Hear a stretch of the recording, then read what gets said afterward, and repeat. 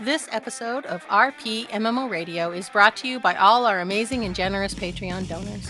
Visit us at patreon.com/RPMMORadio to help support the show. It is also brought to you by...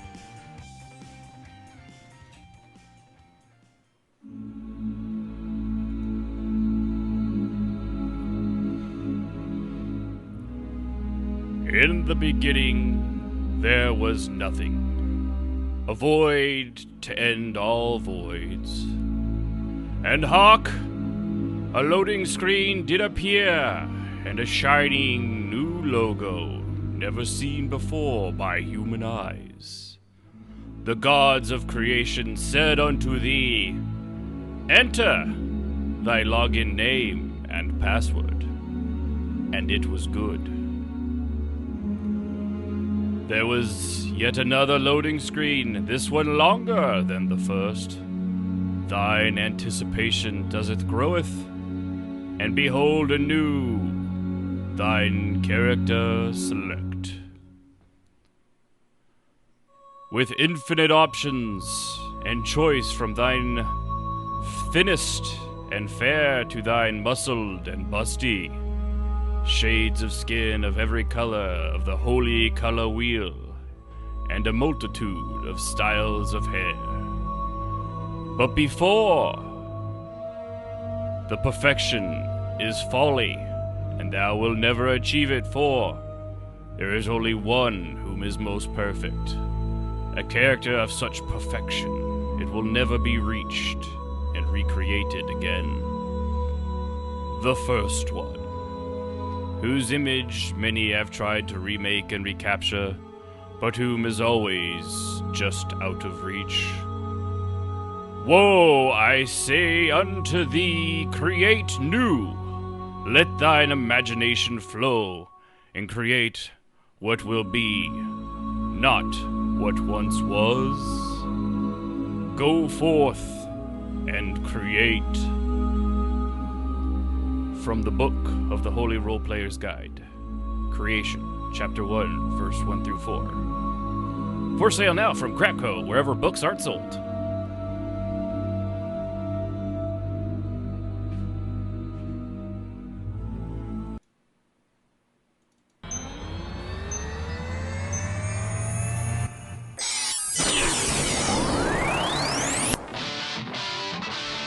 You're listening to RPMMORadio. Does internet porn know you're cheating on it? Where entertainment and roleplay in MMORPGs have little hybrid mutant babies. Make a note of this. Dishonor on you, dishonor on your cow, dishonor on your whole family. And now, here's your hosts, Ashen Phoenix, Civ, Jazz, Strafe, and Yunfei. Everybody off. We need to go on a quick adventure. Hello, role players, and welcome to RPMMORadio, episode 92, Character Creation. I'm going to do something new and different and hopefully not entirely horrible. It translates well into a podcast in live form. I, of course, am your host, Ashen Phoenix, and with me tonight is the full crew, Jazz, Sib, Strafe, and Yunfei. How everybody doing? Hello. Howdy. And maybe Luke and Delir on guest. The holiest of holies. Yes. And tuna. Tuna's here too. Up and the tuna. Oops. Yeah. Mike's gonna try and fall out of my stand there. Get in there, you piece of shit. So everybody have a great week. Wonderful week. Fantastic.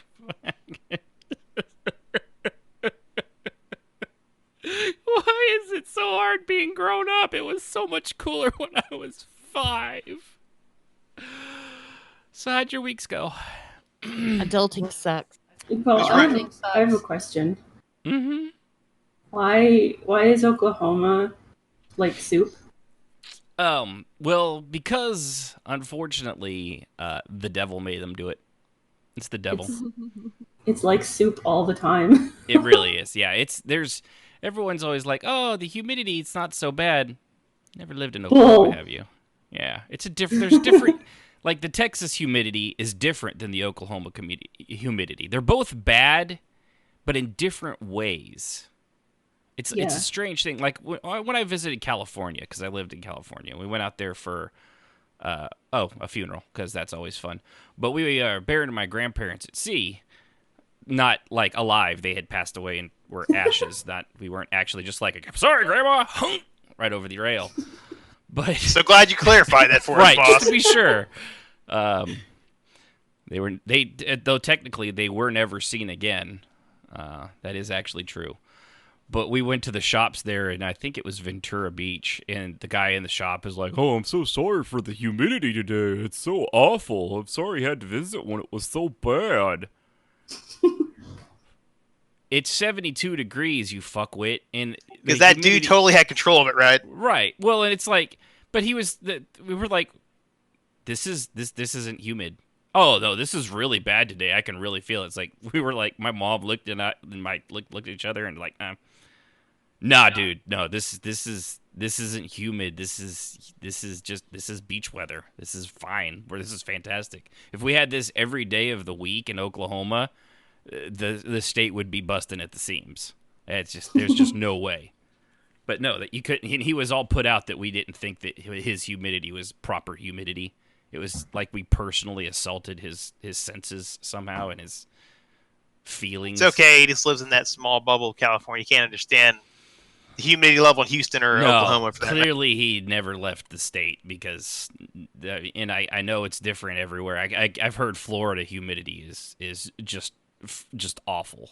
Florida humidity, and I live there, so I can tell you. Okay. And I've lived in Iowa. Now going to our Florida humidity expert, Jazz. But Jazz, was it South Florida? Because that was brutal down there. I'll tell you that I went through some humidity when I lived in Iowa, of course, and I thought I thought Florida couldn't possibly be as bad. But let me explain the difference between the water index and humidity.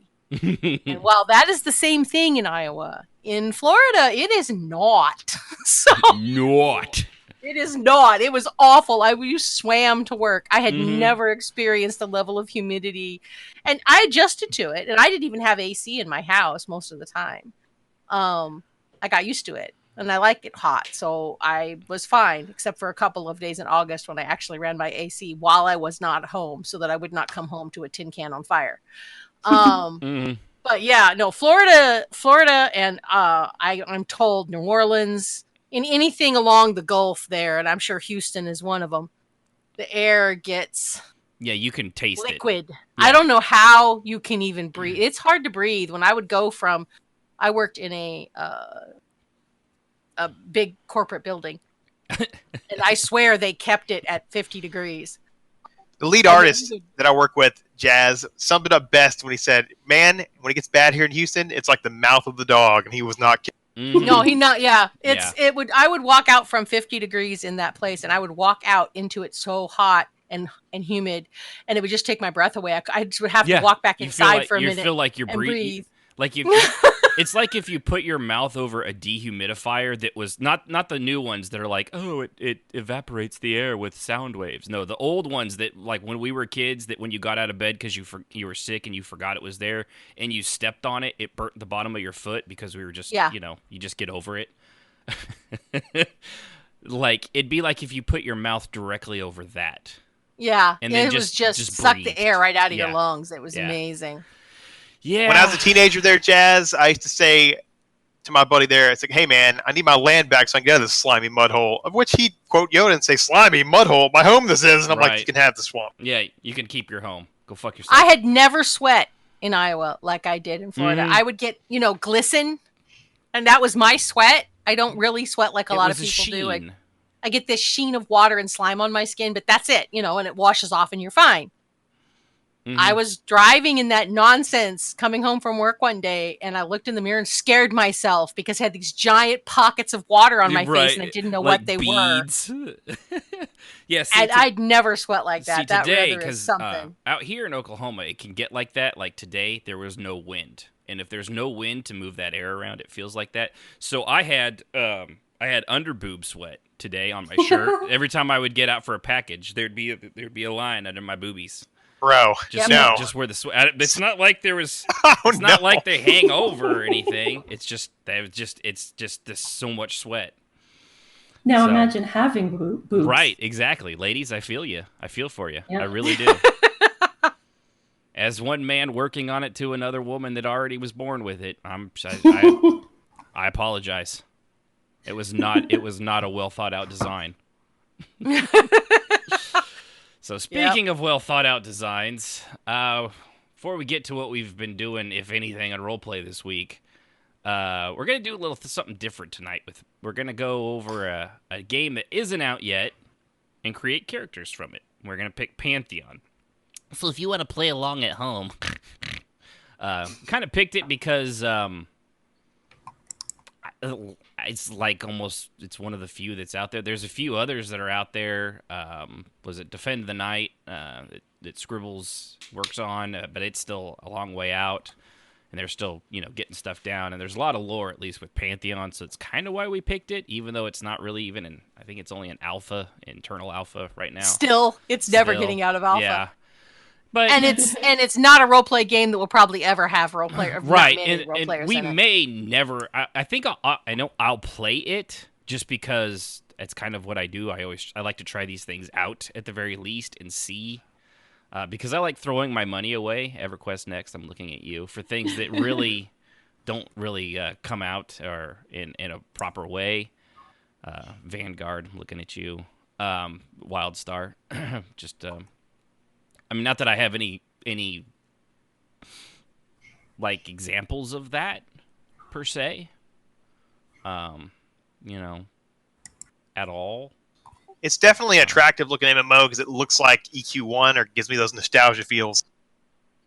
Yeah, and it's to answer your question, Great Whoopdini, it's Pantheon: Rise of the Fallen. It's an MMO that's going to come out. It's done by I forget his fucking name, but the guy that did the original EverQuest and did Vanguard Online. Smedley? No, not Smedley. Smedley came in after the fact. It was the original creator. Yeah, that other guy. Back when it was Variant. I want to say Grant Morrison, but that's a writer for X-Men. So. Well, here we go. I'll just read the first little caption on there. Brad McQuaid. That's it. Read it. Are you ready? Yeah. Okay.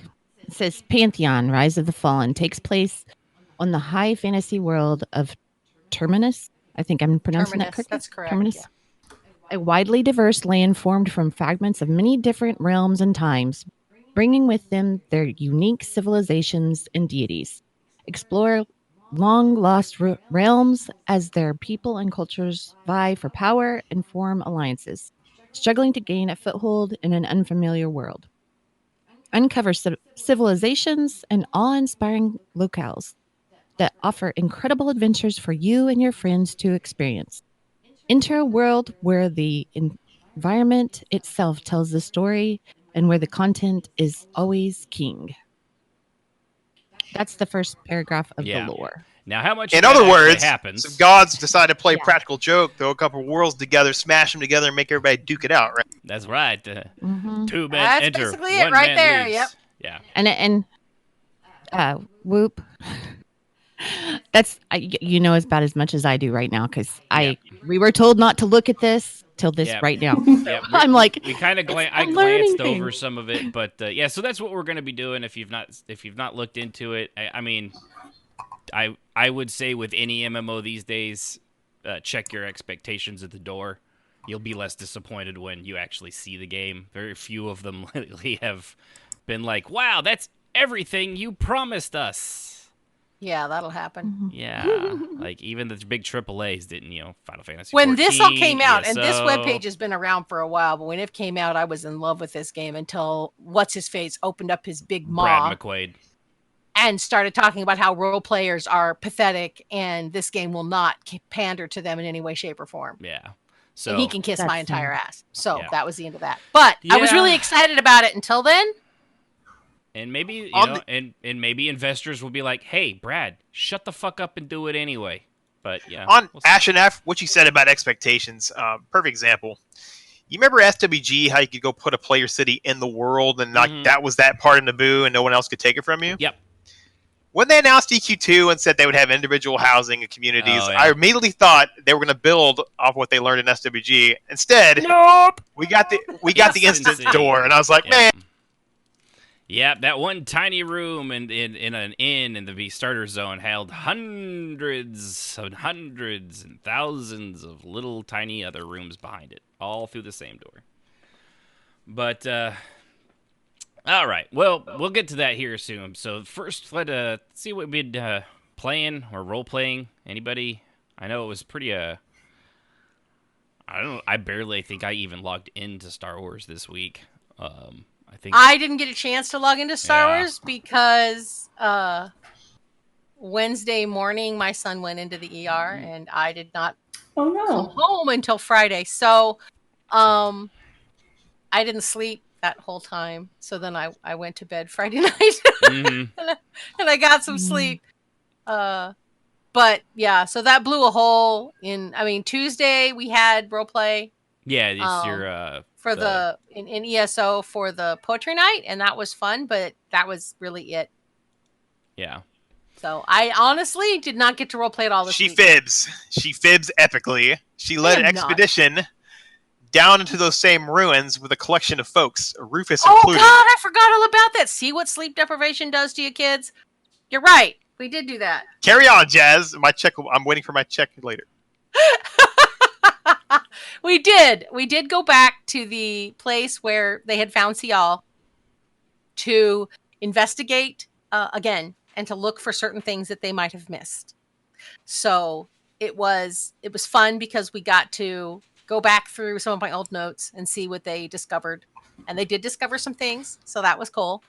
And they're a little deeper into the story. And then Rufus got found that he was there, and there was some conversation with Rufus. So it was fun. It just, yeah, it ended with a lot still up in the air because we still don't know very much. Right. But we do know that there's more going on here than originally appeared for Sial, because I think most people assumed that this story was the same as his story. Yeah. Strayface. And it's not. It's a different story arc that they cross paths in a couple places because they are co-involved. But and I do not know, and I can't tell you. I wouldn't know because Strafe hasn't actually filled me in on everything. But I don't know how deeply he's going to have his character involved in this side of it at all. So That would be telling. But yes, it was a completely new story, which added flavor to both. So it makes both role plays great. So it was something that I had almost abandoned because I didn't think anybody would go back to find out any of this stuff. So while it had been in my mind to do this and had been part of the notes that I abandoned, you remember I said that? I figured they weren't going to have time, so I cut a lot of it out, and we went back, and I got to include it. So that was cool. I was really happy about that. Yeah. Good. That's good, because kind of when you put all the work into it, it's kind of hard to let it go. It is. It was just like sigh. Well, it'll come out another time. I mean, I had no doubt that eventually it would come out with Sial, but I was really surprised. And again, it was Romeo that kind of pushed for it and was interested in learning more. Yeah. He is totally invested. It's pretty cool. He is. It's really cool. He's It's kind of gone really balls nice. deep in this, hasn't he? It recharges my batteries as well. I look at this, I'm like, dude, this is pretty excellent. Because it is. It's a deep story. It's far and, deep and wide. And he's just kind of thrown himself into it. And he's guessed a lot of stuff that I didn't think anybody would get. He nailed it right away. And I was just like, wow, go Romeo. You're good at this. Yeah. So, yeah. That was an interesting thing because he's been right there going poke, poke, poke on things that I didn't think anybody would even notice at all. Yeah. Although his character gets very, very down on himself because he can't get everything right. Oh, yeah. Oh. And when you're stabbing in the dark, dude, you're not always going to get it right. Right. But I am blown away that he has managed to get as much right as he has, because I didn't give him any clues for some of this stuff. He just reached out into the dark and went, what about this? Poke. Yeah. Like, one of the things I think that he got that no one else even thought of, I don't think, was that, and I had put this in the storyline and I didn't think anybody, how we all put our own little kind of headcanon in there that we don't necessarily will never ever get out. Right. I had put in there for myself, the reason that she had included the raven that she carved was there was a plan to it. There was a reason she did that. She had placed warding on her house where she was at, that if the raven was destroyed, it was all tied into the raven and Nocturnal's protections. And the raven was the switch. And when the raven was destroyed by Nocturnal, because they were holding the raven and thinking about it, and Raven, she got pissed that her story was being told or something along those lines. And so she destroyed the raven, right? Mm-hmm. Because she didn't want them poking around in this mess. And when she did that, she turned off the ward so they could find Cial. And Cial had planned on that. But I didn't tell anybody that. I didn't even tell Strafe that. And he guessed it. And I was just like, wow, okay. Somewhere he's got a nest in my head, I think. A little creepy. You did it to yourself, Jazz. I know. I didn't think anybody would get that little nuance that the raven was important. And he was like, what if the raven was the switch and the wards were tied to the raven? So when Nocturnal destroyed the raven, she turned off the wards so we could find her. You should have seen my face on this side of the computer. Because I was just like, my mouth was just open.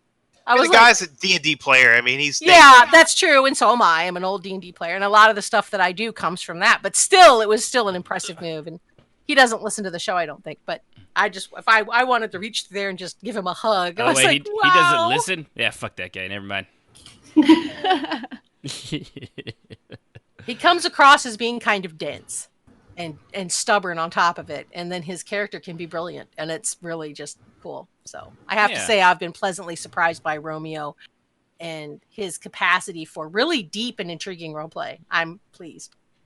Good. Yeah. It's always good nice to be... to know there's people out there. There are people out there. And it's not just about ERP. There's actual people out there who are like, ooh, let's get into the guts of this thing. Crawl in. Yeah. And I'm really pleased about that. Get your own. He's also thrown full hardy into the everyone is pretending to work for, or who is working for Strayface character's bad guy. It's really kind of funny because he sees it everywhere, and it's not always. The dude is paranoid, and since he's lost his little plaything, he is really like super detective Romeo lately. Yep, and it's been funny because he's been like, that wasn't Trathalis, that was jail. And he's masquerading and sending this letter. No, he's not, honey. Really, he's looking for shadows everywhere. Where were you on the night of the 14th? Yeah, he's just twitchy about it. It's really cool. I really like that he's kind of thrown himself fully into the story. Yeah. And he asked me OC about something. I was like, dude, I don't know. He says, you don't know? No, that's his story. I am playing along with you guys. I am plugging blind. I do not know shit. Yeah, it's like, don't come to me. You can't. Yeah, because he was like, how did, so obviously and I was like, no, I don't, actually. See, this is Cial's visions. It has absolutely, really very little to do with Strafe's storyline. Mm-hmm. It's all linked into her own, and the visions that she's been getting is this creature's, like the Hist sort of, trying to communicate with her and warn her about what it thinks, and it doesn't necessarily know the truth.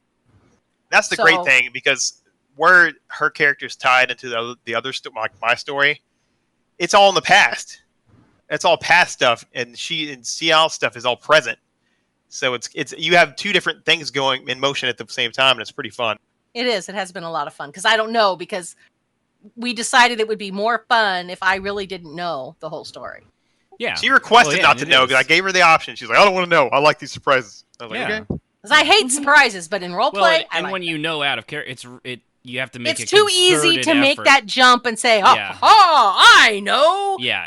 So it just keeps me honest too. Yeah, it really is a lot, and it's more enjoyable not knowing. It's like knowing how the Harry Potter series ends.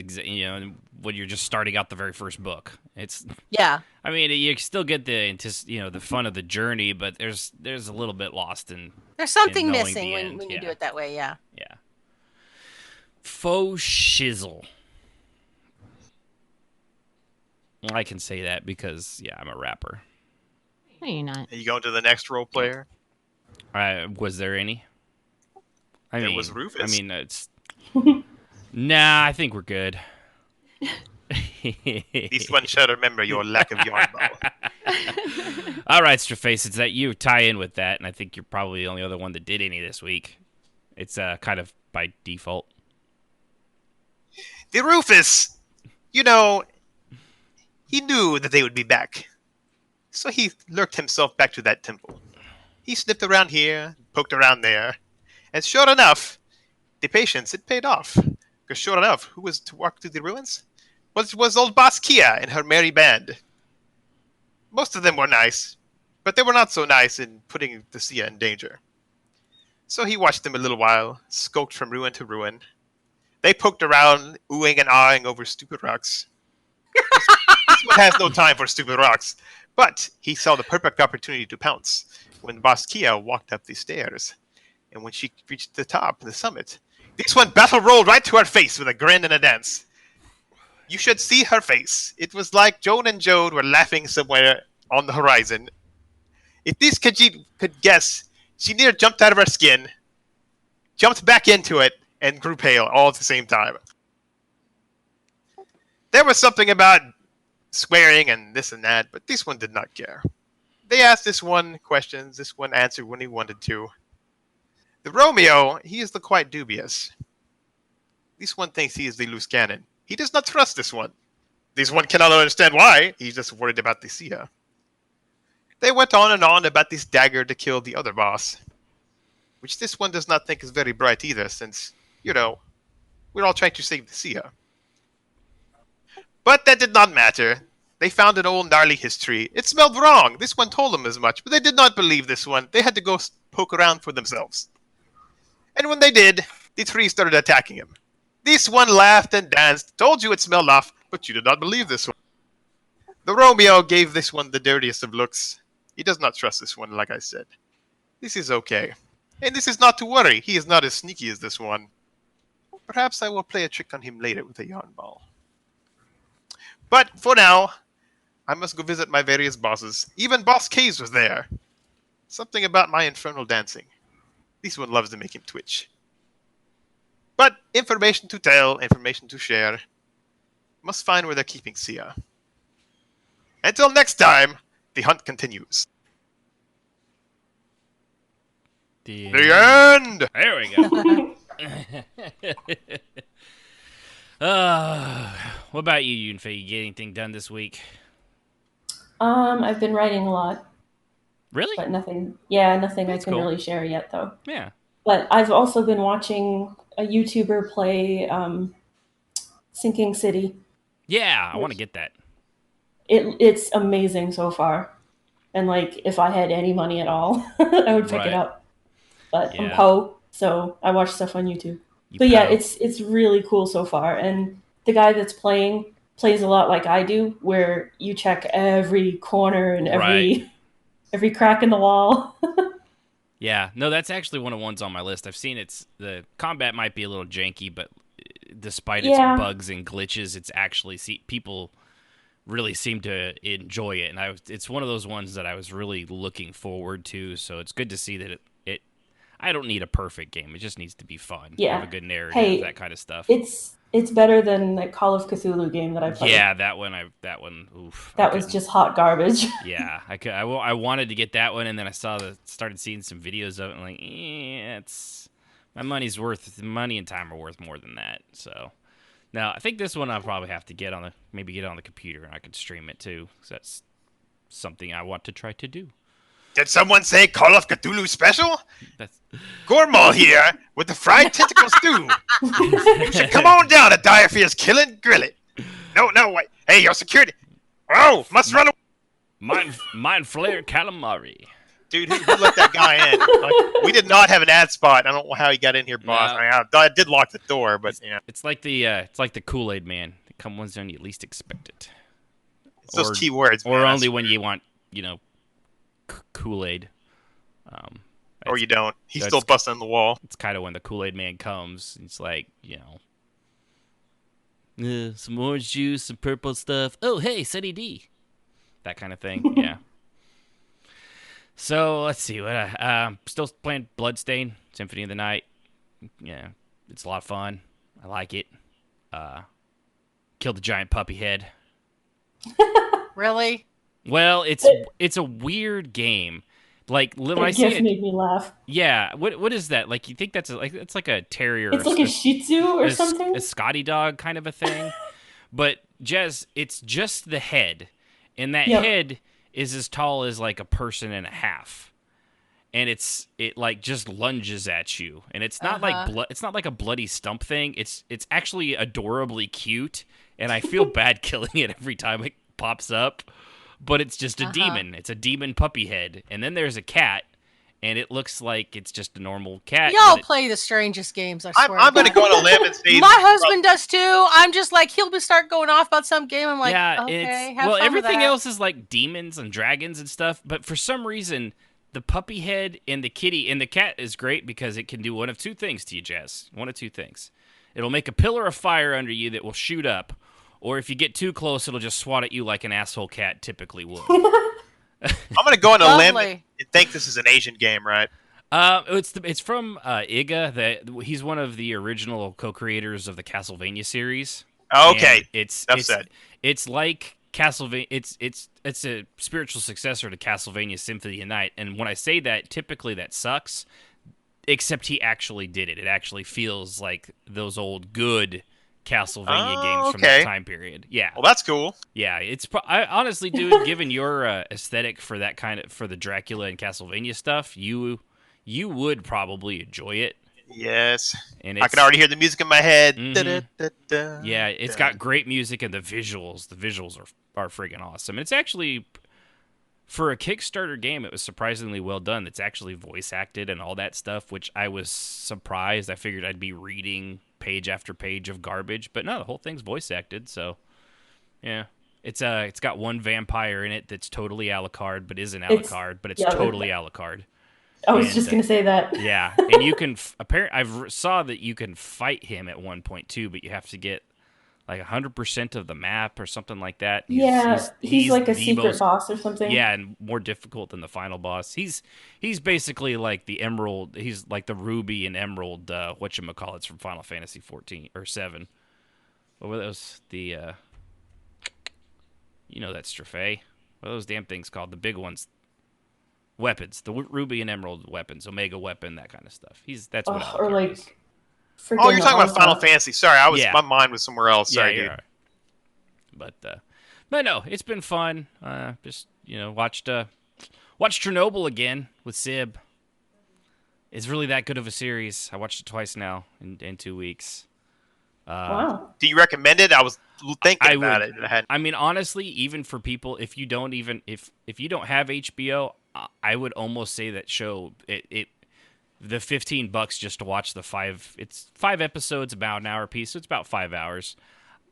I totally dug it. I mean, just the way it was shot, the way the story is told, and the guy that created it did, I think it was 4 or 5 years of research down to, like, in some places down to the minute of how this stuff went down, and the characters involved are real people, but it's communist Soviet Russia. Everything they do is covering their own ass. And, the Politburo and all the good. I saw something on Netflix about it. Maybe I should check it out. Yeah, it's fantastic. It's very well done, and especially knowing, this has happened in like April 26th, 1986 at 1:23 and 45 seconds. Not that I've paid attention or anything. Mostly it's also because it was lines up as 1, 2, 3, 4, 5 is when it actually happened. But all the choices and stuff that went into that, and then just the flat-out denial. They have the worst nuclear disaster in the history of the world. They came within literally days of nearly all of that, thousands of miles and kilometers of Russia and the Europe just being completely almost unlivable. And literally within days, we came within days of that. And I never realized how bad it was. But the way it tells the story and pieces everything together, and the characters are all real people, and it's down to the only one that they admitted in the thing is there's one female scientist, and she didn't actually exist. but she's the amalgamation of the hundreds or thousands of scientists that helped do that. And Russia had actually quite a few female scientists even in the 80s, so they just kind of pushed all of those guys into one character to help. This has been the RPMMORadio show review by Ashen Phoenix. It's just so I watched it with Sib, and knowing what we know of radiation today, which 86 it was nuclear war and all that, but nobody really knew a lot about radiation. So you watch these people pick up a giant chunk of graphite that was literally surrounding the uranium control rods, and these firefighters that blew out of the reactor. He just picks it up with his bare hands, with a glove. And life is cheap in Soviet Russia, bro. And 5 minutes later, he's on the ground and his hand is already blistering, and they're basically already dead just by being there. It was crazy. Yeah, but it was just so good, so good. Highly, highly, highly, highly recommended. Especially, there's something about. I've always loved nuclear stuff myself. I've been fascinated with it, but just very well done. So that's kind of what we did this week, along with real life stuff. But kind of a slow week. Just real life kind of took all the fun out of just stuff in general. It definitely was not a fun week for anybody, it sounds like. Yeah, no, not at all. So, with that, I guess we could take a look at Pantheon here and get into it. So what we're going to do, some of us, not naming names, Jazz, may have already looked into some of this long before this idea came to us and created 8 characters. 8. 8, yeah, because she's an underachiever. She only did 8. I mean, what do you even do with your time? I mean, you only did 8 of them like months and months ago. Years in advance. This was 3 years ago when it first was announced, and they got the webpage up, and they had just the bare necessities that you see now. They haven't really done much with their website. Most of it was already there 3 years ago. Yeah, it does seem like I was looking through the lore, and it looks like they've actually added quite a bit of that, at least. No, not really. Not for at least from when I last looked at it. When I checked it originally, it was bare bones, and then about 6 months later, they added a bunch of lore, and they haven't really done it. They've tweaked it, but a line here, a line there. But I used to go check on it all the time because I really was excited about this game at first. Yeah, because I didn't even realize they'd already had the 3 ages of history: the age of seclusion, age of chaos, and this is. I got a kick out of this because given our current political everything right now, the current age the game will come out is in the frail age. Which is kind of funny. Which is a little... I got a kick out of that. I don't know why. Maybe, because everybody's so sensitive about everything now. But I got a kick out of that one. But no, there's at least a decent amount of lore. And one of the challenges too with this is going to be that it like I think I said earlier, it's one of those games where not every race can be every class. So if you want to play something that's like a monk, you're stuck with all of 4 out of the how many races did they have? Let's see here. 1, 2, 3, 4, 5, 6, 7, 8, 9. So they got 9 different races. I guess we should probably go over the different races and see who everyone... Although I know just glancing at it, everyone kind of like, ooh, I like that one. So they've got, let's see here. They got 9 races. They got Captain Blueskin with his pointy rock head, which are the...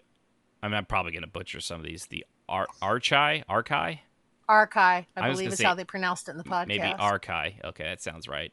Then Dwarf. Which, funny enough, Dwarf is the oldest race in this, apparently. Like, they're the first race. Which is... That's right, because Bognar went there on a drunken adventure. Also blue. Yeah, also blue. Yeah. And going with the theme of blue, there's the Dark Mirror, which apparently are mermaid people from another planet, I suppose. Also blue.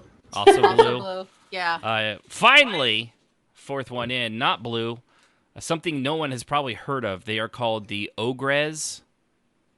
Ogres. Yeah.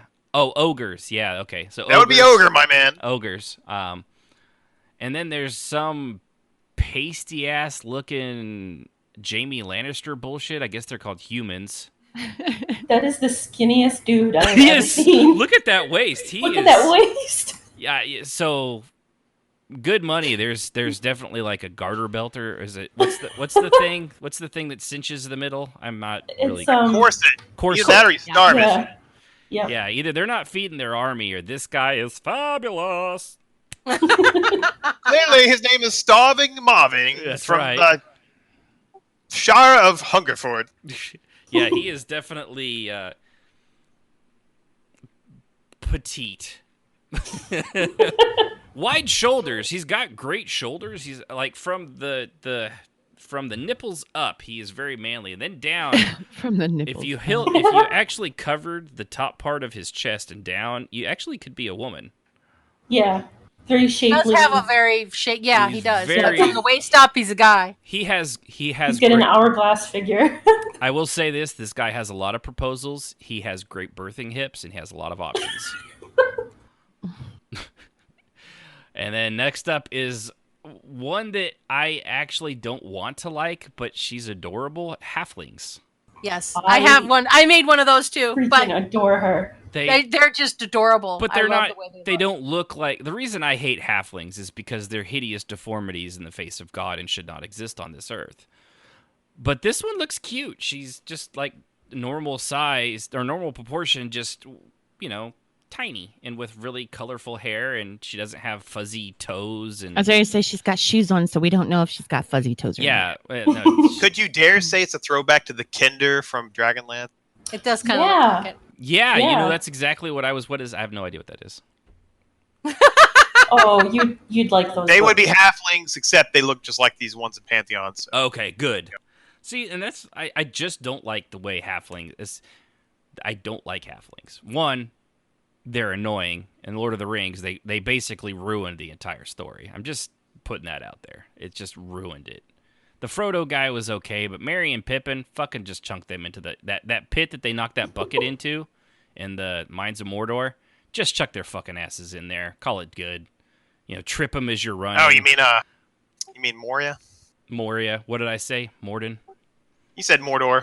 Mordor? Yeah, it's all the same. Yeah, they could have jumped in that lava pit too, eh? Yeah, just fuck those guys. But these halflings look they kind of remind me of, they're like the Wood Elf class almost, only tiny and compact. Mm-hmm. Yeah. So this will be the race a lot of the creepy anime guys play girls is. Uh-huh. Yeah, totally. They'll be everywhere. Oh, yeah. They'll be everywhere. Damn it. Yep. I'm not a creepy anime guy. But yeah, no lie. They will definitely be, Yeah. Then, of course, there is the super hot elf chick. Also blue. Also blue. They've got this blue thing going on, They've definitely got their blue filter going. He looks like a oxygen-deprived Liv Tyler, right? Purple, not blue. Does Liv Tyler. Yes, that's who it looks like. It does look like Liv Tyler. Yes. Oh, yeah. I would almost bet you that was probably the model that the artist was going off of. That's just, it's too coincidental. It looks just like. It really does look like her, but with bluish purple. Yeah, and it probably depends on the monitor, but yeah, it's a bluish purplish. It's definitely not, like white colored or very porcelain skinned look. But she's super hot. She's got a lot of roses apparently in her dress, which I imagine is very difficult to keep going in your stuff. And then there's the gnomes. I don't know what they look like robots. They're like the mecha gnomes. Yeah, it's like they've gone completely. I haven't looked into why they look like that. Apparently they have a floating keep. I don't know. Oh, they come from a rare planet known as the Sun World, formed from the inside out. So apparently they all from different worlds. And then last but not least is the Scar, which looks about exactly as their name would imply. Also, again, with the extremely tapered waist on a dude. I mean... Yeah, he looks like he needs a couple hamburgers, because, look at those ribs.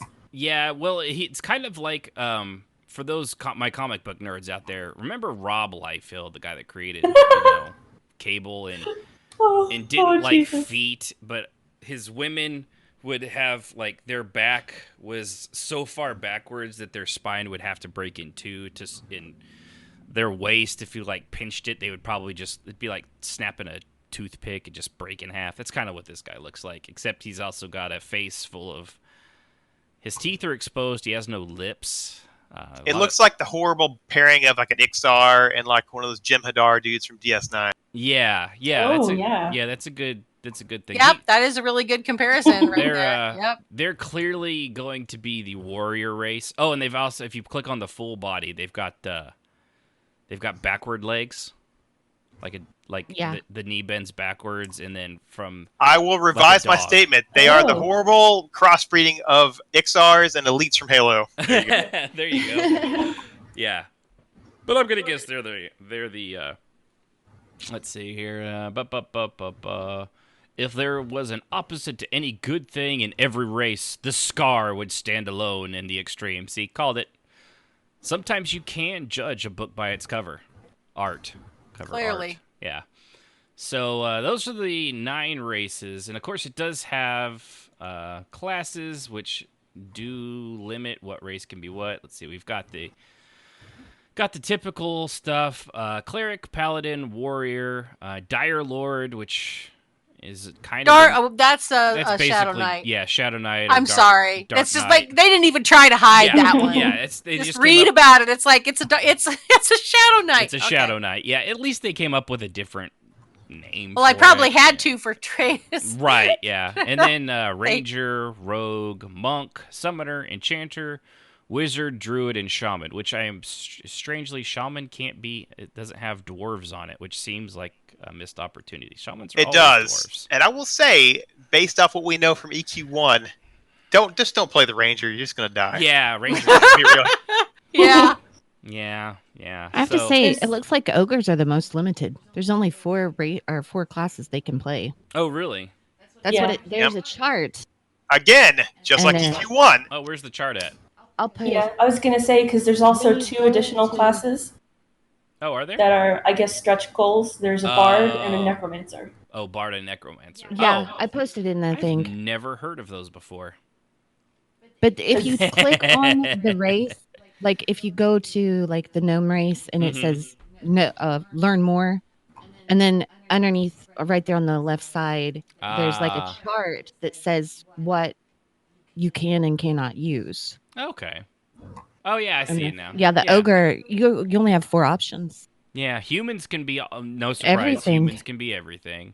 Mm-hmm. Yeah. And Dark Mirror are pretty much everything but Paladin, Ranger, and Shaman. Yeah. Yeah. Thanks for posting that. I was about to do that. Yeah, that's very handy. Yeah. And I've been sitting here looking at it since I was allowed to actually look. I was like, what do I want to be? And I'm pretty sure that Bard and I'm pretty sure they've hit their stretch goals at this point. Bard and Necromancer. I knew I saw Bard somewhere. Yeah. I knew it. Yeah, it's just not on there yet. So.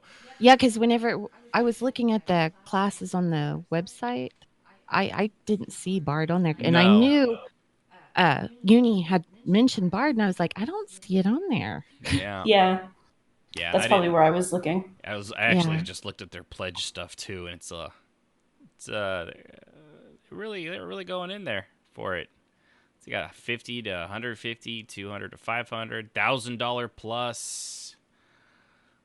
Let's see. I thought I saw something even higher. Oh yeah, there, and then there's the 3,000, 10,000. Yeah, who's gonna give that kind of money and has at that brains? point you're just an investor, aren't you? Yeah. But hey, Jazz, the 10,000 comes with a lifetime game subscription. So how nice. But only for a paltry $10,000. Yeah, I mean, I get that right here in my pocket. Yeah. So much nope. Yeah. I've been there, done that. Not doing that again. Sorry. I might actually throw the $50 at it just because it gets you the full game and beta testing, but mostly just I could do the 50 to try it out. And I do actually think this one will come out. It's just a matter of eventually. When. Yeah. But that's not what we're here for. I mean, if you want to look more at this game, go for it. Really, we picked this one because I couldn't really think of a lot of others that are at least have enough lore that you could create characters off of. So a lot of it, we just wanted to kind of go through the creative process, and mostly we're just going to fuck around for the next hour, trying to come up with stuff and talking about a game as we learn it, because that's pretty much how all of this stuff happens. A lot of times you'll learn of the game before it comes out, and especially when you first want to get into it. A lot of people, I think all of us in a new game, when ESO, Star Wars, we had our characters pretty much picked out and what we wanted to do beforehand. It's just, Yep. Because we have a lot of free time apparently. I'm gonna add in that back when I was in high school, the EverQuest 1 site looked strangely familiar to all this, and we were like picking out, oh, dude, it'd be cool if you could be an ogre monk, because they didn't have what you could be then. You just had the races and classes, so we were like guessing. Yeah, and it wasn't until I think because now it's actually.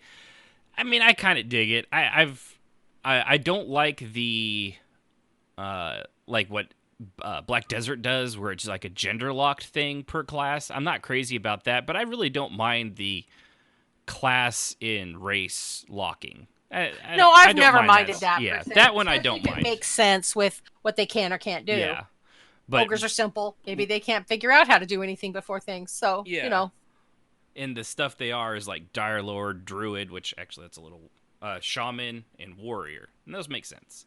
Like them being a rogue is not typically something you would. I can't picture an ogre being very sneaky. Yeah, not exactly. So, but it's just I really don't like the Black Desert thing, because if you want to do a certain class, you have to pick a certain gender, and sometimes you want to play what you want to play, and having it literally gender locked, and a lot of characters tend to all look exactly the same. Like they just came out with a I forget what it's called, but they like Black Desert just came out with a new class, which is kind of a tiny cute little pixie girl thing. But if you want to play the tiny cute little pixie girl thing, you have to pick that brand new class, and that's the only way to play those. It's not my favorite way of doing it. So who wants to try and? Because I really, even though this was my idea, I really did not look that much into I was only glancing over the lore a little bit when I realized, holy shit, there's a whole bunch more lore than I was last time I took a look. Last time I looked, there was like 2 paragraphs and a seagull was all they had on the site. Yeah. Excuse me. They didn't have much for a while, and then it just bam showed up. Yeah, but now on Gnomes, it's like 1, 2, 3, 4, 5, 6, 7, 8, 9. There's like 10 paragraphs of shit, Mm-hmm. So who wants to try and who's got an idea for something? Let's check the list, and Jazz, you're on top of the list. Holy crap, is she really? Yep. Is she? Huh. Well, I mean, it works out. So I wrote an entire story for my characters back in the day. I was ready for this game, man. I was ready. I was really pissed. I had to abandon it. But anyway. Yeah, let's be honest. You're still gonna play it. You're gonna get it when it's finally announced and there's a beta. I'll try it. I won't lie. No, yeah. I'll try it. I don't have a problem with that. Whether we stick around or not. I ain't gonna stick around if there's no roleplay, and there's no roleplay. Yeah. If they're obviously, as he was claiming, they're going to be unfriendly and make absolutely no parcel for roleplay, then I won't even play. The bare minimum of stuff. Yeah. But I originally was gonna. I had one called Kikiri the Wild, which was going to be a halfling. But my main character was going to be Anna Elise, which was a human. And an assassin. Shock. Surprise. I know. I like playing scouts. I guess they're called rogues in this game. Yeah, rogues. So I'm not sure what you want me to say about her. Well, mostly it was supposed to be how you'd come up with it, but since you already did in advance, right. I don't know, figure it out. I roll. That's what I do. I write out all of the options, and then I roll dice, and that's how you choose who she's going to be. Well, let's see what we got here. I always laugh when it comes out exactly what I want, which is always funny. She is a retired rogue, however. She's 50, so she's not a young person. Yeah. I usually play pretty young people, but she's not. So she's 50. She's human. She's a former rogue. She's retired. She has kids, and she's going to run a guild. That's going to be my thing. Yeah. And she's got a nice backstory, most of which will be headcanon. Let's I see. won't tell most people that stuff.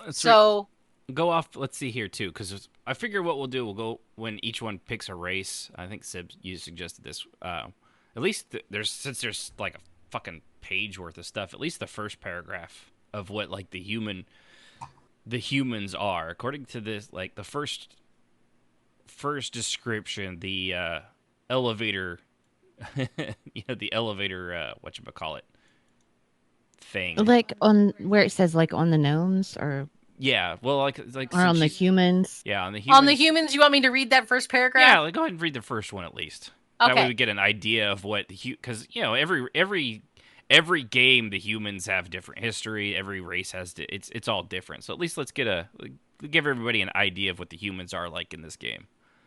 They really didn't, in my opinion, stretch very much for humans. No, they did not. Sounds a whole lot like the lore for humans in Guild Wars 2. Oh, yeah. Almost exactly. It's really kind of funny. But anyway, true power speaks not a word, yet its presence is deafening. The city of Thronefast has been that presence for the humans for nearly 500 years, and to know their heights of power is to behold the capital, a breathtaking jewel in the light of dawn. The breadth of their influence is glimpsed in the majestic navy, unrivaled on the open waters, students and masters of nearly every art and discipline. Humans' middle-rung size and strength is perhaps alone mediocrity, their oft flamboyant pride not withering before kings, ghouls, or dragons. Yeah. So, yeah, typically what you'd expect from the it's humans, and they can be every class as well. Yes. Just remember, folks, as soon as those humans discover gunpowder, the rest of these mythological races, they're going to be gone. Carry on. Yeah. Do you think there's a game that actually gives more depth to humans? I mean, no. Not typically. I have not found a game yet that goes into any. I mean, they focus a lot on the alien races, and humans are just kind of they're the center middle ground. Point. Yeah, they're the middle. It's kind of like that in the tough and resilient humans who can do just about everything because they are so adaptable and strong, and they refuse to give in and die. Yeah, it's all the same. They don't have. Dribble. Yeah, whereas the other races, they typically have the specialties and this and that, or their affinity towards a certain type of magic. More powerful than they're more. It's kind of like Star Trek. Humans were the base thing, and every other, or even Star Wars, humans do everything, and then you go to a alien planet, and the entire planet. Look at Earth. We got black people and white people, Mexican and Chinese and Canadians, and then you go to an alien planet in Star Wars, and they're literally all the exact same thing. That even the Twi'leks, the best they got is maybe different colors, and for them it means absolutely nothing, which is probably the way it should be. But they're all made slaves equally, so hey, equality. That's I don't think that's what you're striving for. Hey man, you got to have a pair of Twilight slave girls. I'm just saying. Boost Imperial morale. You're the worst. Boost something. Something got a boost. That was a Viagra joke. I know, right?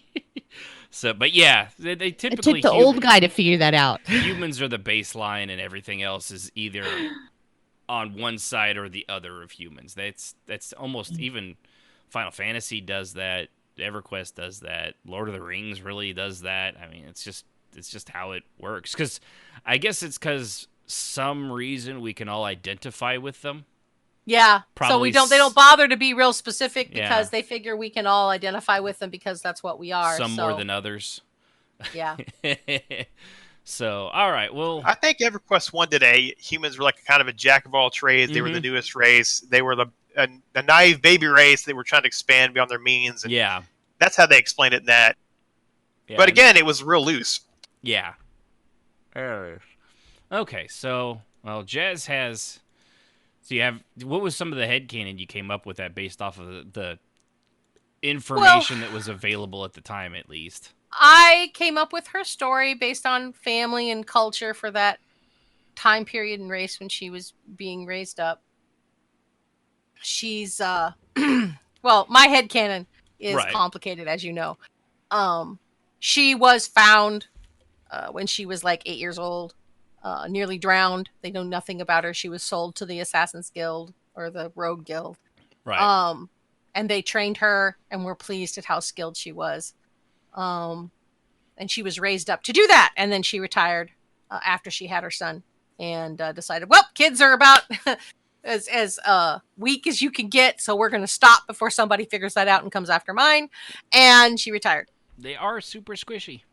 Yeah, they're super squishy and they make great targets. So she basically evaporated and went into hiding to raise her kids. And they will in game they will just be very young. Yeah, so you already have. I already planned them out as possible later. You know, if the game sticks around a while, they may eventually be teenagers and stuff. Mm-hmm. And I can play them then. But for right now, they will just be NPCs in the background. The return of a lambshin, Mark, whoever her name will be.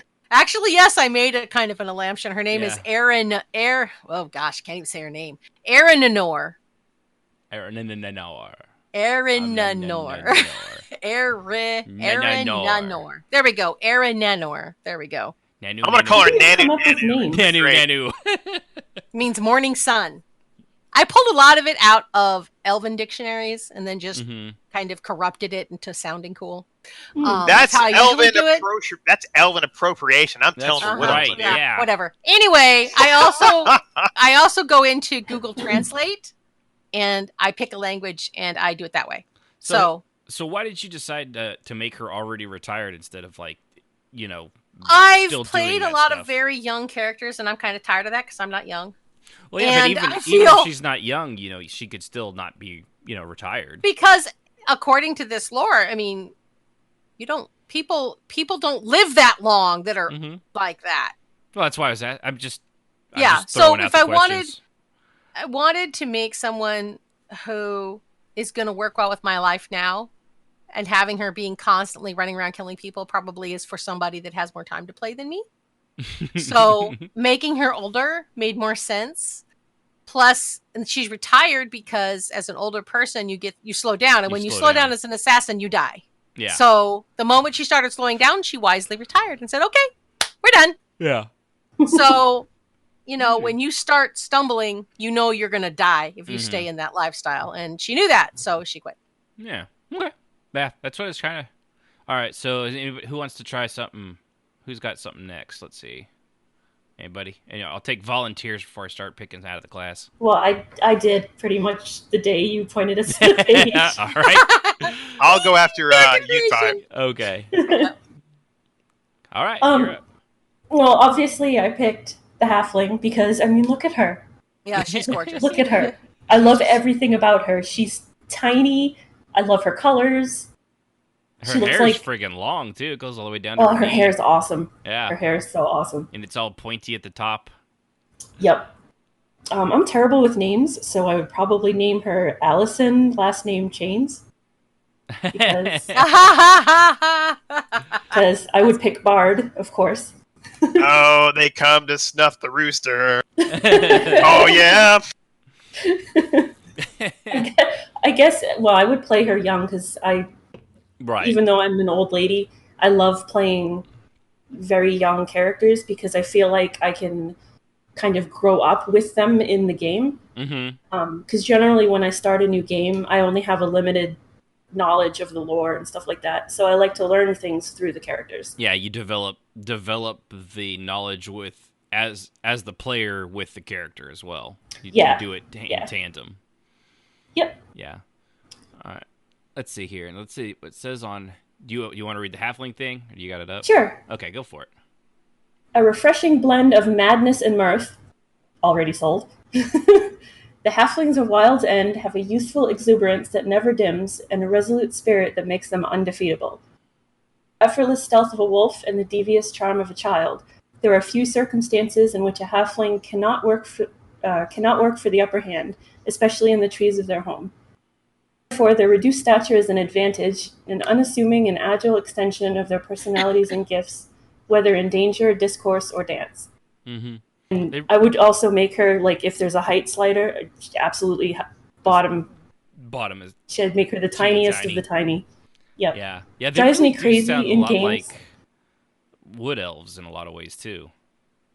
Kind of, yeah. Yeah. It's the way when I read through this, they sound a little fey too. Yeah, they do have that kind of wood elf or people of the forest kind of feel to them. Yeah. I believe the absolutely word you're love looking that. for, boss, is whimsy. Whimsy, yep. No, I would never say that word. Oh, Tuna, I'm sorry. I just punched my cat. Oh. I'm sorry, baby. Cat abuse live yeah. on the air. Wow. Yeah. God, I'm a terrible kitty Get mommy. him. Get him, PETA. Get him. I mean, if you can pull yourself away from, destroying animals that you claim to save. But yeah, I think that would be a lot of fun. I like playing characters. I don't know why exactly, but like I get weirded out if I'm playing a super tall character and everybody's shorter than me. And that might be because I'm 5'2" in real life. I was gonna say and... there might be a real life component to that. I don't know what to do if I were tall. You'd bang your head on a lot of things. Yeah. You're definitely that sounds like fun sized. Yep. Yeah. So. I have to say, So read the Halfling lore. Did she read it already? Yeah, sure, we read it. Sorry, Sibs. No, I was going to say, Razor's Edge in the Twitch chat said, I made a character for Pantheon on the now seeming dead site, and he put the link. Yeah, PantheonRoleplay.com. It was a human summoner and owned a tavern. Yeah, and I just went to the site, but I haven't registered or anything. Yeah. At least without being registered, it looks like the last post was in July of 2018. No, December of 2018. December. I would say that it maybe did. Yeah.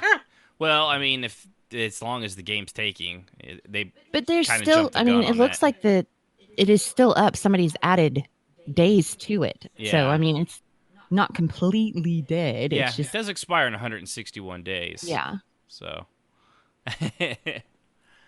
So either somebody added a lot or somebody actually has been that keeping the site paid for. That one seems like it might have been jumped the gun just because of how long these things tend to take these days. Yeah. But I'm sure if once it gets into a beta phase, I bet you that will kick up again.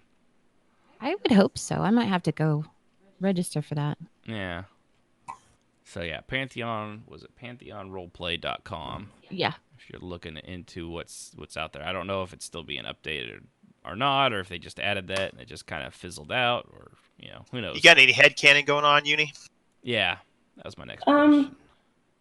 No, she'll probably just be a young musician that wants to experience the world and bring music to everybody. Yeah, preferably like rock and roll and stuff. Some of that has to come, you got to see it from like what the cities will look like, and what get a grasp of the world, which there's some stuff on YouTube but a lot of it seems kind of old as well. So it's not really, and seeing it versus playing in it with it's right in front of your, on your monitor is totally different experience. Yeah, absolutely. So, okay. And I love that feeling of coming into this broad new place. Yeah, like it is always fun. The video game world for the first time. Yeah, especially if they've done a good job. And I think this one is using. I think they're using Unity, which is actually can be a pretty difficult thing to use. I've heard. I'm not a programmer or anything, but I've heard compared to Unity is a lot more difficult to make a big game in than something like what's the Unreal or Unreal 4 and things like that. But I don't know. They seem to be doing okay. That's what the one they picked. So yeah, they've got some. So all right, Strafe, what did you have now? What were you looking at? I was looking at the ogres. Give me a second to park my tune, and you'll have my full attention. Mm-hmm. Mm-hmm. You busted me. I was grinding Jedi XP. What can I say? Shameless plug. SWGEMU is still fun if you like the old days. Just saying. And bounty hunters are real. I got rolled the other day. So did my little brother. And I remembered why this game was so terrifying to be a Force user. Yeah. Back before it was a class. Hey, Steffe, I just DM'd you the ogre's little paragraphs. So if you want to read it off the Discord. That's You don't have to. We just paused the whole show. It's okay. Well, that way he doesn't have to go look it up. I'm not talking to you. I don't mean you. Hey. You're good. Hey, I can't. For some here, reason. let me go next real quick. All right, go ahead, Civ. All right, take it away. Dang. You park somewhere. You're quiet for like half a minute, and suddenly it's all over. Yeah, well, half a minute's 30 seconds of I'm dead parked, air. boss. I'm parked. You know, Dead air. Okay, take it over. No, go, just go. I'm over it. Good Guys. lordy. One of you talk. Now who's holding up the show? Read, straight All right, day. forget it. I'm taking over. Fetchers. Are you gonna read? Yes, I had to tab up the freaking website. You really need to get a dual monitor. You really Within need. their hulking presence and a culture that values the brutal skill of battle above refinements and leisure, the ogres of Brokenmaw are periously dismissed as primitive by the uninformed. Yet careful study would reveal a race that relishes the dance of warfare, tactics, and in whole resides an unmatched respect for valor and courage. Whether friend or foe, when calm, ogres are curious and considerate before action. Unseat their emotions, and their incomparable size wreaks unpredictable ends. This is the ogres, boys and girls. So they're not big dummies, apparently. They're not. Yeah. They're just battle-y. And they've got great things like Gorok. True. Apparently, their whole race was comprised of 7 different clans that had to be worked together because each clan had a runestone that pretty much said as long as they don't kill each other, they would be unsurpassed in combat. Mm-hmm. And the world they were on was so limited that they had to band together and like coexist in a small area. Once this world was careened into the other world, all the other crunchies and tasty people. Yeah. Those rule books were thrown out the window, and their most wise mage, I would dare say, gathered all up from the smallest clan, gathered up all the runestones and unlocked just one, and became this devastating warlord who banded all the ogres together and literally marched across this planet and took over. The problem was every time he conquered somebody, the power was exacting a toll on his body to the point where he was slowly descending into madness. And then after the last conquest, he took the rest of the runes and vanished somewhere, leaving the ogre empire leaderless. And then infighting happened with generals, and literally everyone else banded together and kicked them back off their ill-gotten gains. Yeah. Huh. So now they're back into a rocky kind of area, and they're trying to reform and just exist again. Yeah, kind of recover from their mad king, so to speak. From their mad king, exactly. I was reading over him. I think I'm going to go with an ogre dire lord because it's the closest thing to Shadow Knight, and I had a blast doing an EQ1. Yeah. This is very reminiscent. And I think I'll name him Thronk Grundar. Yeah, let's see. He will be a warrior poet and a dirty, dirty Shadow Knight. I mean dire lord. Dire lord. There you go. Yeah, and they say the Dire Lord is considered a myth by most. I always hate when classes do that. It's like, this is a class that's made by myth, except for, like 1 out of 10 people are a Dire Lord, so it's not really that mythical anymore. It's stupid. Details. Lore. Right. Yeah, it's really weird. It's essentially an essence stealer. You're pretty much life tapping, if you guys are familiar with that from EQ. Mm-hmm. Stealing others' essences to keep yourself healed.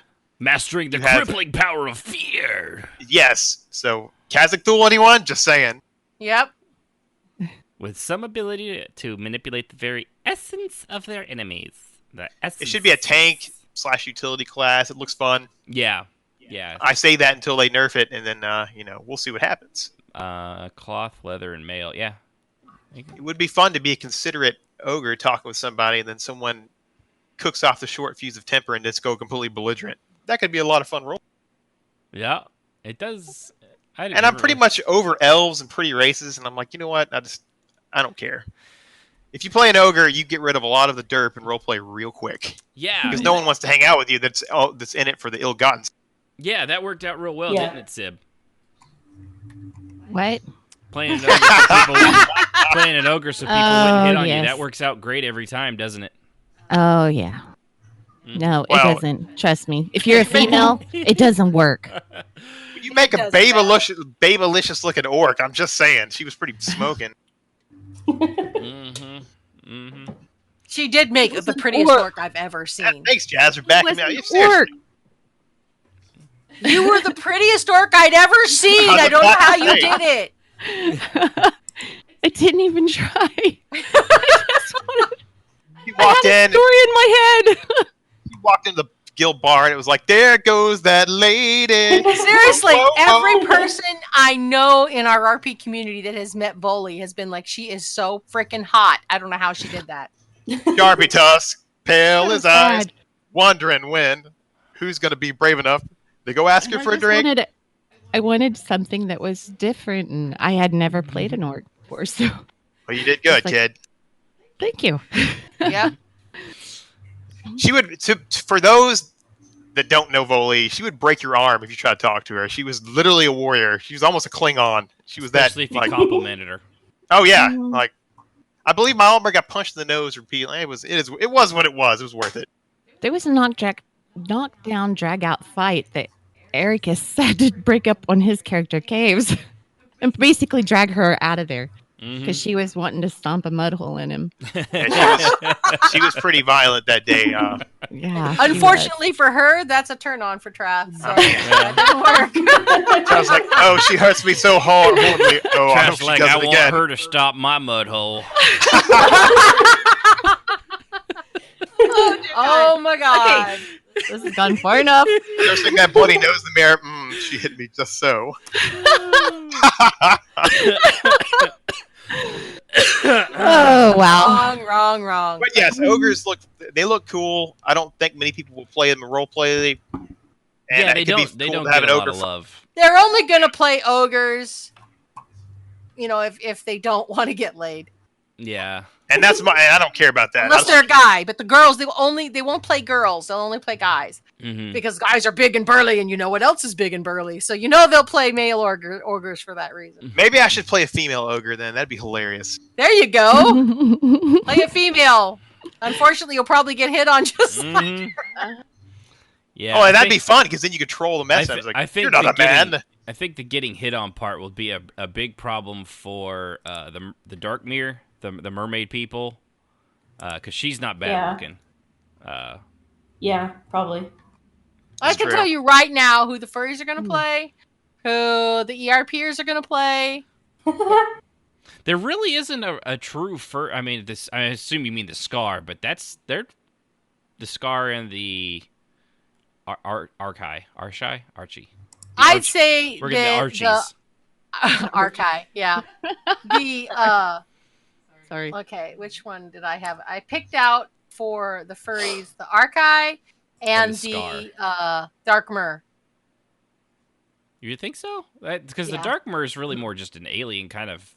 Yeah, but they're underwater and they got stripes and they're kind of cool looking. Dude, they have a mermaid form. Yeah, when you mouse they over, have a mermaid form, so they're not entirely human. Yeah, but there really isn't. They're gonna go for those. There really isn't a. Yeah, I didn't realize there's no fur covered race. No, there's no fur covered anything in here. Yeah. The gnomes might get some furry power. Definitely the Scar and the Archie. The gnomes, they're definitely. The gnomes are just creepy looking. Yeah, they're terrifying. Let's be real. It'll be an X pack, right? When they get some kind of cat race or lizard dude. Oh, there will be probably. I had to laugh whenever I saw the mermaid tail because all I could think of was that stupid song that Bargnar sang. Oh yeah. And then you did it at one of the. That's going to be no end of jokes. You walk into a bar with some mer folks in there, I'd be like, my ogre would be like, hey, does this smell like fish in here? Or is it just me? Yeah. Oh my god. Oh my god, you would too. You're just an ogre, that's right. And boy, it smells like a mackerel factory in here. I'm leaving. Mackerel factory. That's hilarious. Hey, I got to get my inner Gormal out somehow, right? Something like that, yeah. What was? Yeah, I'm trying to remember what that. It was. There's a Celtic Mermaid song. Was it? No, it wasn't. It was freaking hilarious. Yeah, but it Something was about the sisters. Yeah, it's gonna drive me crazy. Okay? You go ahead and go. You're gonna have to find that now. No, what? You go. You go ahead and do. You were gonna do. Oh, you were yes. gonna do, yeah. I wanted to play a gnome. After I looked at all of them, I'm thinking the gnome, just because something I've never. You're played. gonna make a beautiful gnome. Oh my People are gonna God. hit on you all the fucking time, and I'm the going to thing is- laugh and laugh and laugh. The thing is, in the little what it tells about the gnomes. Well, let me read my gnome thing real quick. It is a splendid irony that the smallest of the foreign races contain the most mystery. Perilous in the understanding and wielding of the arcane, the gnomes are beings without true physical form due to events on their home world. Meticulous and easily absorbed in many tasks abroad. Their floating city, Skyhold, diligent and service tend to be the highest known virtue, along with sound innovation. Expansion is not a cultural aim, and the gnomes have no real enemies, but some do long to face the perils and prizes of Terminus. Am I saying that right? Terminus at large. Yeah. Okay, and I will say they don't have bodies, so I was like, so the outer shell is just like a construct to withhold their essence, which is why the furries will be drawn to it Yeah. again, because it's not entirely. it's more like an inner light. Like there was Yeah, a paragraph that I was reading. You know what it is, sweetie? What? They're the Vorlons from Babylon 5, where they have this is their encounter suit, and you're a being of energy on the inside. That you're Vorlons. Well, I was reading this. It's like the second to last paragraph, and it kind of says what happened. You know, they either had to abandon their mortal flesh or perish due to what their race went through. So I thought it was a neat thing. I mean, I've never played a gnome. Most gnomes are not cool looking. Well, they have those big old honking noses, and they look like little old men, and they're not. And I thought this one was really cool. I mean, and they're a small race. Yeah, apparently, you hear that, Uni? You wouldn't be the smallest. These are even smaller than the halflings. Mm-hmm. That's okay. They're dead. But no, I haven't really got to think of a lot of the lore for her. Mm-hmm. I would have to do a lot more reading. Yeah. But no, I thought it was a neat race. One that I instantly was drawn to compared to the other ones. I mean, if I had a second choice, it would probably be, I hate to say it, an ogre. Yes! Come help me siege everyone. But I would honestly go with what was the class I was looking at? Let me switch over because I was looking at the classes. Yeah, they can be enchanters, necromancers, it was the rogues, enchanter, summoner, and wizard. Because I like the small little summary of what the enchanter was. Through a single word, the enchanter can turn the intent of an enemy and break even the strongest of wills into submission. EQ1. Tough. EQ1. But no, I thought that would be fun. I actually was, while everybody was doing their story, I was kind of looking at names, and I did find one that I really liked. It's I don't know if I'm going to pronounce it right, but I'll pronounce it how I want to pronounce it. It's Zyzel for a gnome. Zyzel. Oh, that's cool. Yeah. But I actually went to the gnome generator and was just flicking through it. And whenever I do a name, it can come from anywhere. Like when I created Sib Bay, I deliver mail and somebody's last name was Bay, Bae, and I thought that's kind of a neat name. And then I can't remember where I saw Sib, but I was like, you know what? That fits perfectly together. So then, that became my Twi'lek in Star Wars: The Old Republic. Yep. Yeah. So that's how I came up with her. But no, it just whatever kind of sticks out at me. Mm-hmm. It could be fun. No, that's where I I've decided to go with it. And Yeah. like I said, I don't know a lot about the race. I don't know, wouldn't have a backstory. I just kind of have to. A lot of my backstories, though, I get bare bones, and then I just kind of, as the game goes along, I build it. Yeah, nothing wrong with that. Yeah. See, kind of what I'm gonna do with the Kinda what ogre I because do I don't know too. the game lore. Like, if I knew the Yeah. game lore more, I would come up with a backstory. I don't have one, so I'm like, well, let's just see what the Yeah. newbie quest. Yeah, and that's what Yeah. I would kind of do. But I know, like, on Star Wars, The Old Republic, I knew a lot about it. So I knew whenever I went into that game, Sib was going to be a smuggler. yeah. You know, that's what I wanted. She was going to be, I loved the anime. What was those? The little animation cinematics. Yes, the cinematics are still Loved the smuggler on there. He was fucking so amazing. Yeah. Yes, he was so cool. So that's what I wanted to do. I wanted to be a smuggler. So just kind of went with that. So it would just take me, you know, like Strafay said, running the little newbie quest and finding out, you know, where I wanted to go, Yeah, and where I wanted to come from. learning the lore a little bit more. Mhm. So, all right. Well, and for me, I wanted to do a dwarf, but then seeing the classes, like, let's see, bard, cleric, boring. I don't like cleric. Like, bard is typically like it's not one I care for just because it's usually a utility class. They don't have details for bards since it's a stretch goal. Cleric, don't like healing. Enchanter, don't like being support, like crowd control support. Paladin, not really big on tanks. Rogue would be about the only one, and I've done so many rogues. And warrior, again, tank. So You didn't read your little paragraph. yeah, I know I haven't got that, but that's why I'm like still gonna read it. But I actually think because of the classes, I don't think I would pick the dwarf unless If you play a dwarf, bro, I will totally play one with you. I'll be a cleric. I'll be a paladin. I kind of want to. I can alt to play a buddy with like a dwarf. If I did, it'd have to be warrior or rogue because I just don't like. Yeah, I'm not a paladin kind of guy. So you could be a dirty thief, and I could be like the healer that's like your buddy that doesn't know he's getting stolen from. Yeah, and see, that kind of thing. That might be what I would go for if I had a reason for it. But just by it's like in a void, if I was creating this like all on my own, I don't think I think I would have to switch to one of the other races. But I will read what the dwarves have. Let's see, because they were the first one of the first races that came on as Terminus. Apparently, it says here. So for the good of his people, the dwarven king Kazaz sacrificed his immortality to rule among them in the winter fortress of Kadasa. This selflessness is a crown virtue of the dwarven race, and to have one as a friend is worth more than several lifetimes of fortune, because we're loyal. Believing peace is a product of strength. Ronald Reagan. The dwarves seek not an empire, but to increase their mastery of smithing, the arcane, as well as battle. Their compact form is rarely mistaken for lumbering stiffness, as their reputation in all types of conflict is widely established. So, kind of typical dwarf stuff, but apparently they were one of the first ones created, and their god, unlike a lot of the others, it's just like, here, you're created. Good luck!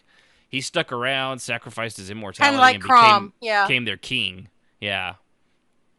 So, that's cool and all, but not crazy about the and that's one of those things with a lot of these games. Like ESO, you just mash anything. You basically just mash anything you want together. Could you do that again, please? And create whatever you want. Thank you. So now I gotta have to look now, seeing because of what you put up, the dwarves, how limited they are in their stuff. Let's see. So let's go with the Archai, the Archies, as I like to call them.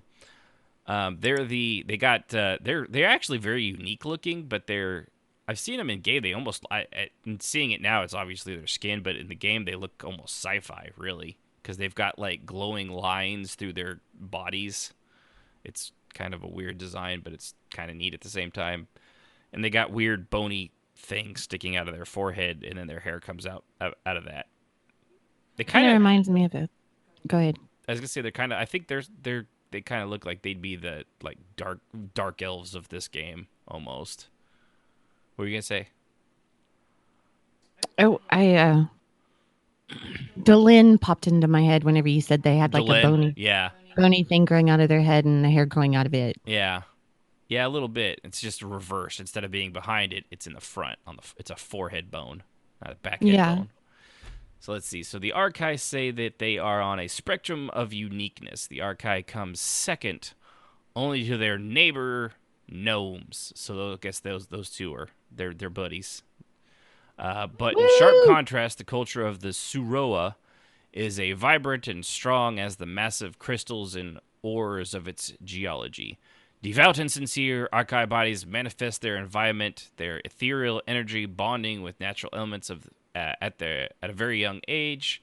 This permits the Archai to grow a bit larger than a human or elf, but not suffer in agility quite like an ogre. Loving celebration and battle almost equally, the Archai are positioned well to ascend in the frail age, should they choose. They actually kind of have, there's only 3 other paragraphs on these guys. They really don't have a lot of lore, do they? They don't. They don't have a lot of classes to choose from either. No. Maybe they're just mysterious, right? Well, they've got 6, but the only reason I was looking at these monk, yeah. When I saw that one on there, I was like, yep. Oh, it looks like Xanus. Okay, I know the score now. Well, we're done.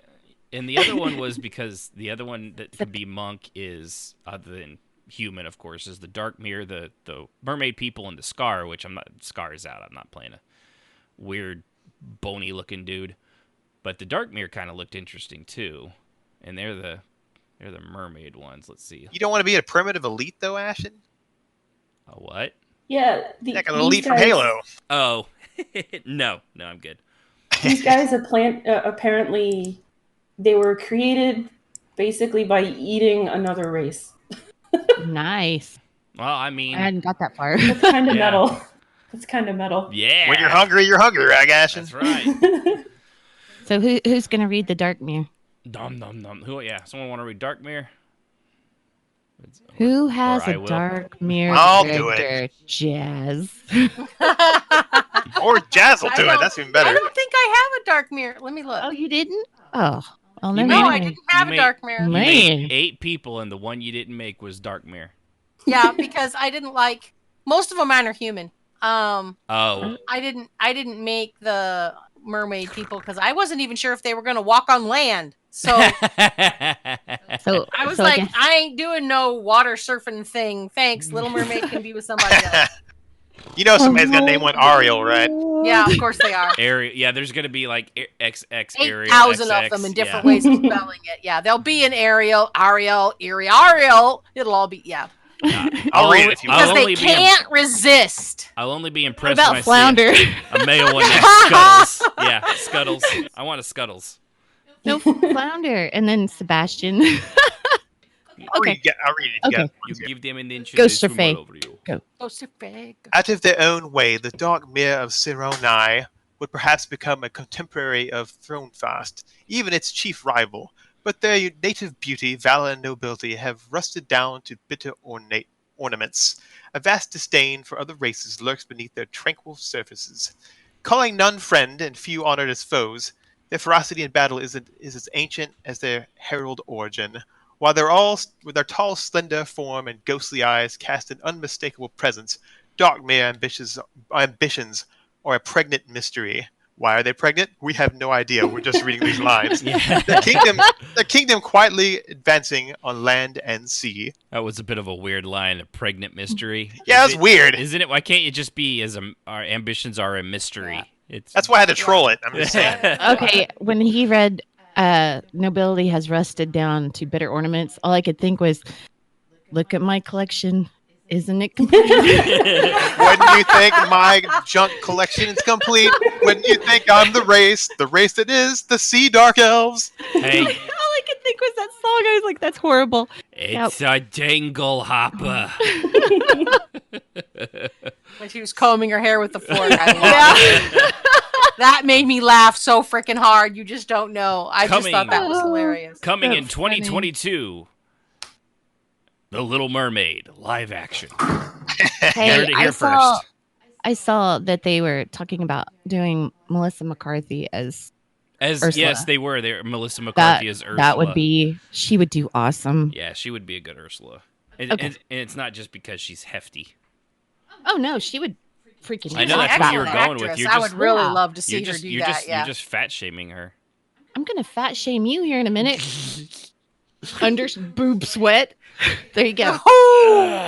Dang, the nice one's losing her freaking title.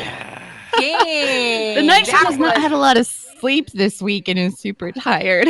Yeah, she gets ornery, which is spelled with an O. I gotta say, guys, the Dark Mirror next to the humans can be almost every race class. I think minus 2. They have quite a few. They just paladin ranger, which is funny because obviously being a ranger when you're a sea creature would probably make sense. As in paladin, ranger, and shaman are the only things they can't be. Yeah, but no, they're the Dark Elves of the Sea, so you know. Yeah, they kind of seem like they are. They I take it back. I thought the Archai kind of looked like it, but from the sound of it, the Dark Mirror are the Dark Elves.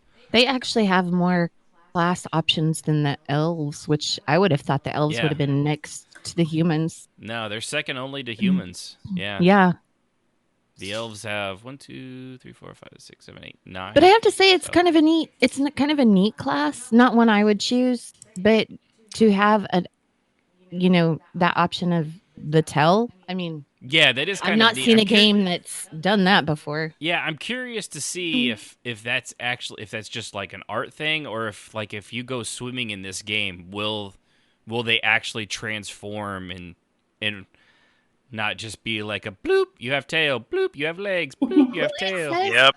Okay, when you scroll over it, like you said, and it transforms from legs to tail, and it says underneath, it says water on the tail part, and it says if you move and it's got the legs, it says land. Yeah.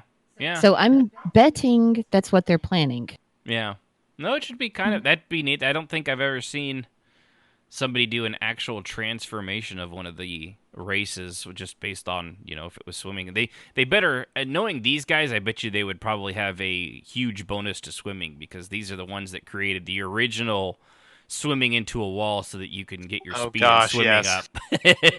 Oh my goodness, bro. Remember that back in the day? Oh yeah.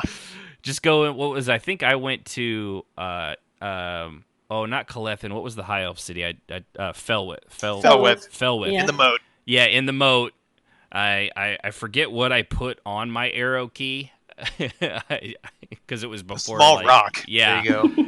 And just swam, made sure I was pointing up so I didn't drown myself and just swam into a wall and walked away for a couple hours. You just had to hit number lock and you would auto run, so you just had to angle it just so you wouldn't jump out and you wouldn't get out of the water or drown. Mm-hmm. Yeah. Yeah. I totally did that. I taped down my left arrow key and went for a walk. Mm-hmm. Because they would just swim in a circle. Yeah, and if you didn't, your swimming was so slow. Yeah, no, it was necessary. Oh, it was awful. But no, the mer people seem like a possible thing because I will say, I mean, I do like playing the aloof races and stuff like that, which is why I'm always a fan of dark elves, even though I never play a dark elf like an actual dark elf. But this one I might actually give that a shot. And let's see, do it like as a monk again. They got the monks in here, so which is kind of cool. I can Dark Mirror monk. Mm-hmm. That could be neat. Yeah, I'm the ninja of the waves. Yeah, and of course all of this would depend on. I think the caveat for all of us is, well, what do they look like once we get to character creation? Yeah, that's gonna be it right there. I mean, it's nice to see art, but what are they gonna look like in game? Because they're making it sound like it's like some throwback to EQ1. Right. And I mean, this it's looks like gonna a mirror, be blocky like that. No. Oh thanks. no. The actual... No, it won't be that. No. Let me see here. No, I definitely know it's actually visually it looks. It's not quite like like crazy these days, but it doesn't look. It doesn't look like that. When they say it's more of a throwback, they're meaning more like in the... You may already know by now that... game mechanics. Yeah. And okay, so here, I'll post this up for you. If I had to venture a guess... some of these, and they look... The graphics look like Star Wars.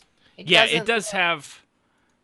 It does. It's gonna be that stylized art style from like Old Yeah, Republic. it's a little maybe. stylized there. I put a video up in our Discord chat for anybody curious. Because it doesn't look like so the caricatures are more blocky than I would expect. The animation is still extreme. I mean, they're not even quite in alpha yet, so the animations are still fairly stiff. But then again, when they created Vanguard, their animations were some of the worst parts of that game. Oh, that's why I didn't play Vanguard, was because of how it looked. Yeah, I couldn't. I'm such a snob. Yeah, visually, like the visuals of it, the graphics looks very passable to me. It'll just be a matter if they can smooth out some of the animations, which, given where they're at, it's you can't. I know we always say you can't judge too harshly on these times. A lot of times, unfortunately, it ends up being, well, actually, yes, I could have, but you still have to give. Because it looks like EQ2 to me. It doesn't look any different than EQ2 for It does characters. look, yeah, it looks like EQ2 on a more modern engine, which is what Unity would be. So kind of like a wannabe Skyrim with some tour artwork, maybe. Yeah. And the characters. That's what it looks like, man. Okay, no, there's these two guys in this video. Uh-huh. They're standing in that exact EQ1 position. Yes. Where, like, you would stand there, legs apart legs a little slightly bit, apart, and arms off and to the your side. arms like. And they're holding their weapons. They're just standing there holding their weapons. Yeah, that's a bad sign. Yeah. But again, that's why we're using this game, because it's all there is that isn't already out, and it's a bleak landscape for the genre right now. I meant to look that. I'll have to look this up for next week. But I heard somebody, I can't remember his name now. But he's somebody that does a lot of videos on MMOs, and he did a recent video on why the genre of MMOs, whether it's a failing genre or if it's just in a rut. And I think he leaned towards the rut. But I'd be curious to see. It sounded like they fell a lot of line to what we're thinking of when we did our history of MMO episode, and things were just they just got samey, and I think the end result was that it's not just the devs that are to blame, but it's us as players as well, because so many on such a massive scale just accept it and play it regardless of how garbage it might be. Well, yeah. And then and we wanted so many want it handed to you instead of working towards it. It changed how everything works. I was posting up some pictures from the in-game images. Yeah. I was just pulling them off the website. Yeah. Yep. Yeah. I mean, it looks visually, at least in stills. Okay, those dwarves look really blue. Hold up. Can I be those green trolls? Oh my goodness. No. I want to be Gormal. I can't have. I bet you. I wonder if those are you think those are orcs? Those have got to be the orcs. They might be. Yeah. Those are trolls. Those are NPCs. So, right, but they're not ogres, orcs. Orcs, yeah. They might be orcs, I suppose. Yeah. Okay, maybe. Dang it, man. I don't want to be a troll. They're green. Yeah. So. Yeah, but you never know. They look orky to me. The reason I say that is because look at the loincloth. They have the same loincloth the orcs in EverQuest had. Yeah. And that's like all that there was. You're absolutely right. They're like freaking Death Fist orcs, they're just bro. slightly green instead of like whitey. Yeah, and there's Death Fist orcs. That one looks, I guess, is that a halfling? I guess in the one with the book. Yeah. Yeah. Thinking. Okay. Yeah. I just on the About Us. They had a lot of pictures. Or no, overview. Somewhere in here, I found pictures and stuff. They got shit somewhere. That human. In the media. If you look in the media, you can go to the images and you can get videos out of the in-game images, which is where I went to. Yeah. That human face looks like an upgraded Oblivion face. I'm just saying. It really just looks kind of backwards to me, but I mean, it's also still an alpha. Right. So. Yeah. It's easy to I hate it. You got to give it the benefit of the doubt. You have to until it's officially out. I mean, what was it? The Ritual of the Night that I've been playing.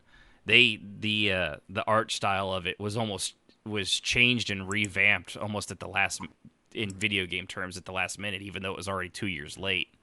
and it was definitely for the better. So you can change that on a massive scale pretty quickly. So you got to be careful. But let's see. So there you go. Oh dear God. Oh, is that oof? That one's a little rough. That's Oblivion. Oh yeah. That's an Imperial Oblivion versus the Potato. So Pantheon. yeah, it just Potato looks Head like Oblivion. a slightly upgraded version of Oblivion. Yeah, you go. Yeah. Of the giant. They all had what's that disease that makes people swell up? They all have that in Oblivion. Oh yeah, they were all stung in Oblivion. Yeah, it's just like they're all anaphylaxis. Yeah, they're all puff. they're just puffy. Everything's puffy. That's why I think I didn't finish Oblivion. I hated the way it looked. And when I say I didn't finish it, I think I played 2 hours and regretted buying it. And then Skyrim changed my mind. So, okay, so we haven't read on the elves, because they are, super hot, Liv Tyler looking elves. So we got that going for us. It says the elves with loyalty that is not easily won or lost. See how that works? Elves carry an immortal sense of how fleeting life is, born of their own brushes with total extinction. But far more than frail survivors, they are unrivaled artists from architecture to agriculture, with arcane and physical prowesses as natural as the wind, rain, and storm. Sibling hearts divide the race into 2 distinct groups. Ashen elves. I like that one. Steward Fairy Tale Farfanugan from within. Farthale. Farthale? Steward Farthale. Sure. Farfanugan it is. Eternally vigilant in watch and guard, and their Ember brethren cast an aggressive eye towards the surrounding lands, rooting out evil where it resides. So you got the Ashen and the Ember elves. That's kind of cool. Obviously, the reason I like that, but it's just because, Ashen Elf Monk, and then your world's complete, bro. Let's see here. I lost my where's my little thingy. Let's see. So the elves can not be a monk. So yeah, they can be a ranger. That's the first way they can be a ranger. That but you're just gonna die. Like you're the sacrificial ranger. Yeah, I've played a ranger though, so I mean I'm used to it. I go in there, I pull. I basically shoot an arrow, I pull the boss back towards the group, and then I cheer them on from the ground. Hide behind the tank. That's right. Well, I mean, at his feet. At his feet, being trampled as they actually do the rest of the work. But I pulled it for them, and without me, this would not be possible. Sorry, I had the hiccups there. So no, the elves are. I mean, they're elves. Yeah, I mean they're elves. They're cool looking, I'm sure. Mm-hmm. I foresee lots of Elven and Darkmere babies in roleplay. Oh yes, oh my goodness. of intermarriage. I'm I'm half mermaid, so I don't have to be having all those restrictions, but I can have a tail. Look.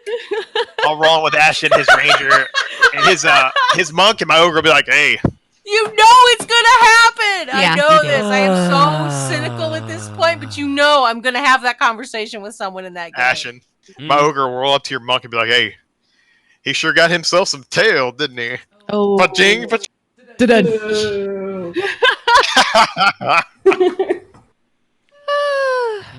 Shut up, Thronk. Hey, I'm just saying what everybody's thinking. You know what? It's funny here because it's the first time it's been done. About 2 months into the game, when everybody is doing the tail jokes, It's gonna be old. It'll be so. It'll be cringy. It'll almost be one of those things. It's like, / ignore. Okay, well, moving on. We don't have to see that guy anymore. It looks like last we didn't go over the scar, which is scar. Someone want to read the scar? Or you want me to do it? I'll do it. Yeah, damn right you will. About time you did something around here. Go for it, bro. If there was an opposite to any good thing in evil race, the Scar would stand alone in their extreme suicidal viciousness, tribal and short-sighted. The Scar fear only the ninth god, or the nine god. Ninth or nine? We get that confused. 9! It's the 9 god! Nine! Okay, thank you, God. No. Thank you, High Ordinator. And they're fervent only to their hatred, a ravenous desire to consume fits with their thin, predatorial size and builds, and they attack to overwhelm quickly, lacking exponential endurance. Their role on the stage of Terminus has the most uncertainty, for their battles rage as much within Skargal as outside it. And stay tuned, in 1,000 years, we will start getting darker in voice. We will get armor, and we will start serving this alien race called the Covenant, and we will exterminate all humans. La, da, da, da, da, da, da. But fear not, the Arbiter will make friends with Master Chief, and all will be made well. I love Master Chef. Master Chef. You know who's in that armor, don't you? Gordon fucking Ramsay. That's right. Gordon Ramsay was Master Chef all along. They were just pronouncing it wrong this whole time. That's why he's These 9 guys feet are pretty tall. much the hated all race, right? Yeah, these are the true dark elf kind of, but without the look of it, or they're the Klingon evil bad guys. Which means, of course, there'll be plenty of people role-playing them as, oh, well, I'm proper. I'm not like the rest of my species. Oh, of course. I am a different type. Pinky out. I'm a good guy. No, you're Pinky not. out when in doubt. My goodness. But hey, it's kind of a neat right. idea. It's the XR of EQ1 all over again. Yeah, they basically, hated by everyone. they're the XR. Yeah, that's because it is, again, it's the guys that did EverQuest 1. So this is, let's see if we can do a point-by-point comparison. So we got the Darkmere are the Dark Elves. The Dwarves are, we'll figure that one out later. The Dwarves are the Cold Dane expansion, bro. Yeah. Blue Dwarves. Basically, yeah, they are. And they are all blue. Even that, what you put up, Sib, the dwarf is like blue. Oh, yes. He looks like he's been holding his breath in a frozen lake for quite some time. Just scroll up. I even put a Cold Dane up there from EQ1. Yeah.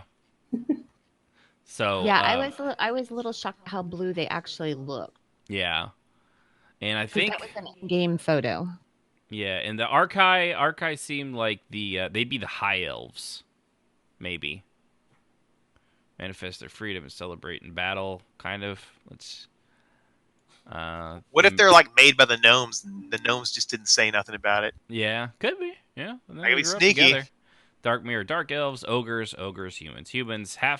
Halflings really. The Halflings are more like they're like a cross between Halfling with size, but with the Wood Elves, like I've said. You know what they reminded me of was like if you were to mix the Halfling and the Elves, they reminded me of the plant race on Guild Wars. Yeah. What was that? I can't think of the name of it.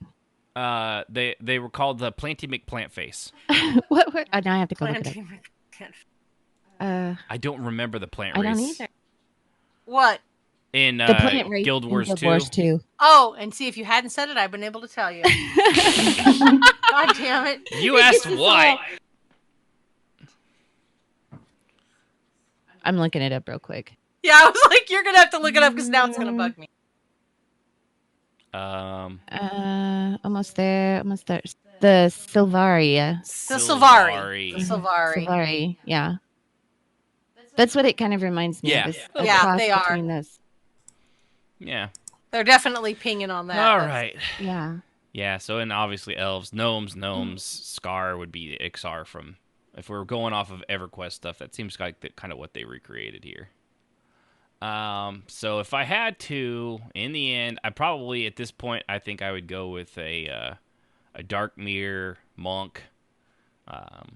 Probably name them Monkey McMunkface. Scuttles. Call him Fish Slop. Name him Scuttles. Scuttles. His name shall be Ashelonius, and whatever you name your last name, Soul, whatever. Soul-egg. Whatever you name yourself.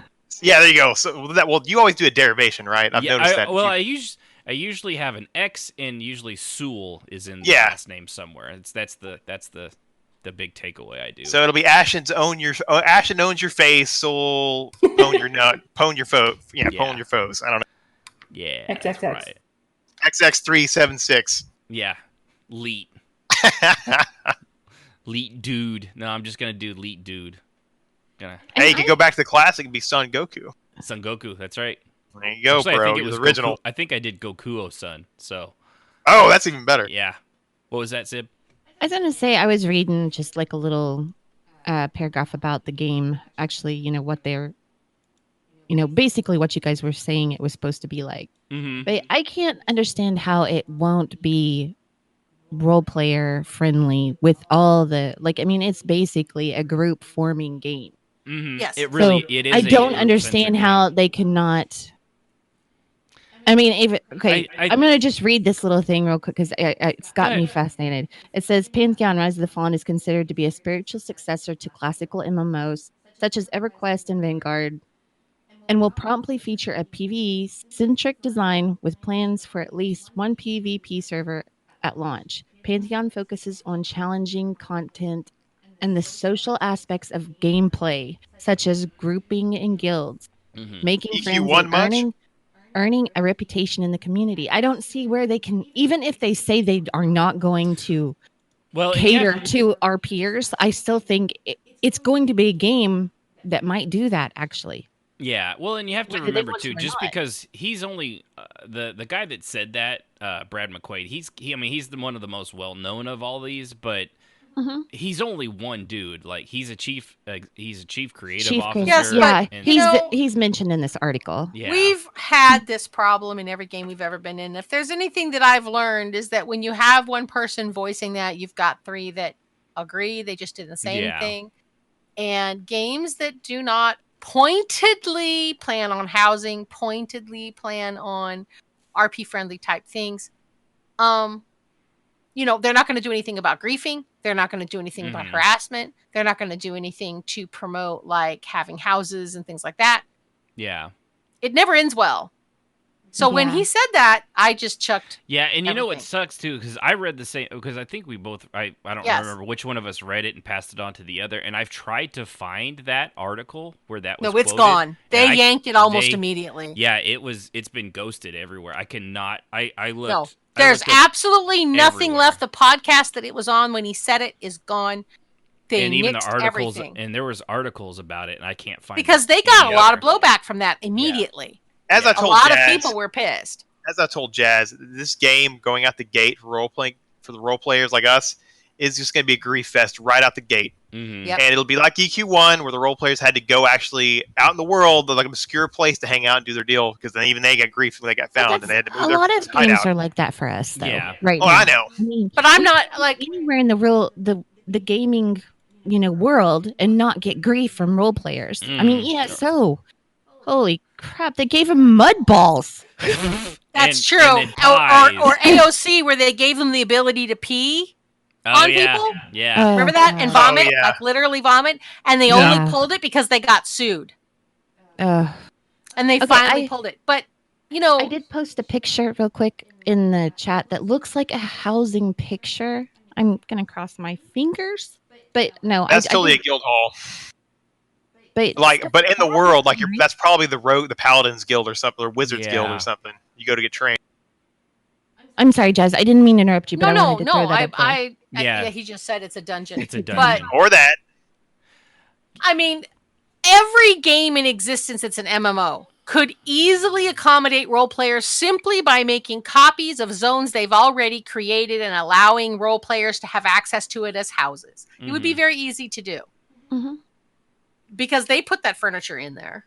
Yeah, it's all it's all assets, and it's just various assets, and it's just a matter of making a. But them saying system. They're not going to cater is they don't have plans to do a housing instance to put playable furniture in there, and they'd have to develop it. And if they're just trying to launch the game, they're just probably trying to launch the game, right? Yeah, well, and they'll probably try to later. And going off the pledges, it is largely. I know they have money. They actually have money backers, but it's also kind of like Star Citizen. It's done by players as well. It's a combination. It's that new, unfortunate combination that the video game industry is getting out of people, and Oh, whether look, you get something or you not. found something. Well, yeah, I did some looking.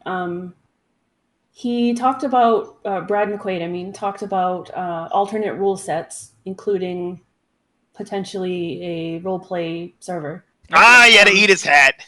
Well, good. But Somebody but spanked him about that. on the forums, people were asking, where is the interview where he said, they wouldn't cater to role players, and apparently it was an interview with Boogie2988, who is this guy, and I don't know if it's this particular video, but this is an interview with Brad McQuaid. I didn't watch it, obviously, right? But yeah, that's all I could find out. That's all I could find on it. Yeah, because the thing I watched is no longer there; it is gone. Yeah, and that's fine if he's, if he had, if he's eating his hat and he's great. taking his back, then that's fine. I just it completely cost them my following at that point. Yeah, and it's not not a, and is this $15? They make you pay for forum access too? Yeah, they make you pay for everything. Yeah, I'll pass on that. I guess if it's the beta forums, no, I'd still pass on that. I'm not doing them a favor, not the other way around. Yeah. Testing your game on my time, I don't do that to pay. I don't pay to test your games. Yeah, that's a very unfortunate thing that the video game industry is getting in, is with these people paying in advance to play a game that is not, if you're getting the full game, that's fine. When it finally releases, like the Friday the 13th game was, people play, but it wasn't quite ready. People bought it in full and they could still play it even its testing phase, and they when it released, they got the whole thing still too, so that's fine. But just paying a monthly subscription to beta test and be on that sucks. But unfortunately, it's a lot of modern industry is, they're pulling. This is what happens, right? Yeah. If you're not EA, you have to fund your game somehow. Mm-hmm. Yeah. And there you go. That's what they're doing. But and the gameplay is wise. Actually, I'm ADD. What you guys were saying earlier about this being group based was, I actually watched. This was probably a year and a half ago now.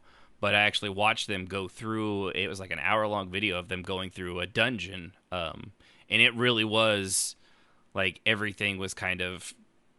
It wasn't the steamroller that it is in like ESO and a lot of these things, unless you're doing like the veteran modes and stuff like that. It actually required, like, all right, this guy's over here. If we pull this one, it required strategy and thinking ahead, and you couldn't just steamroll through that.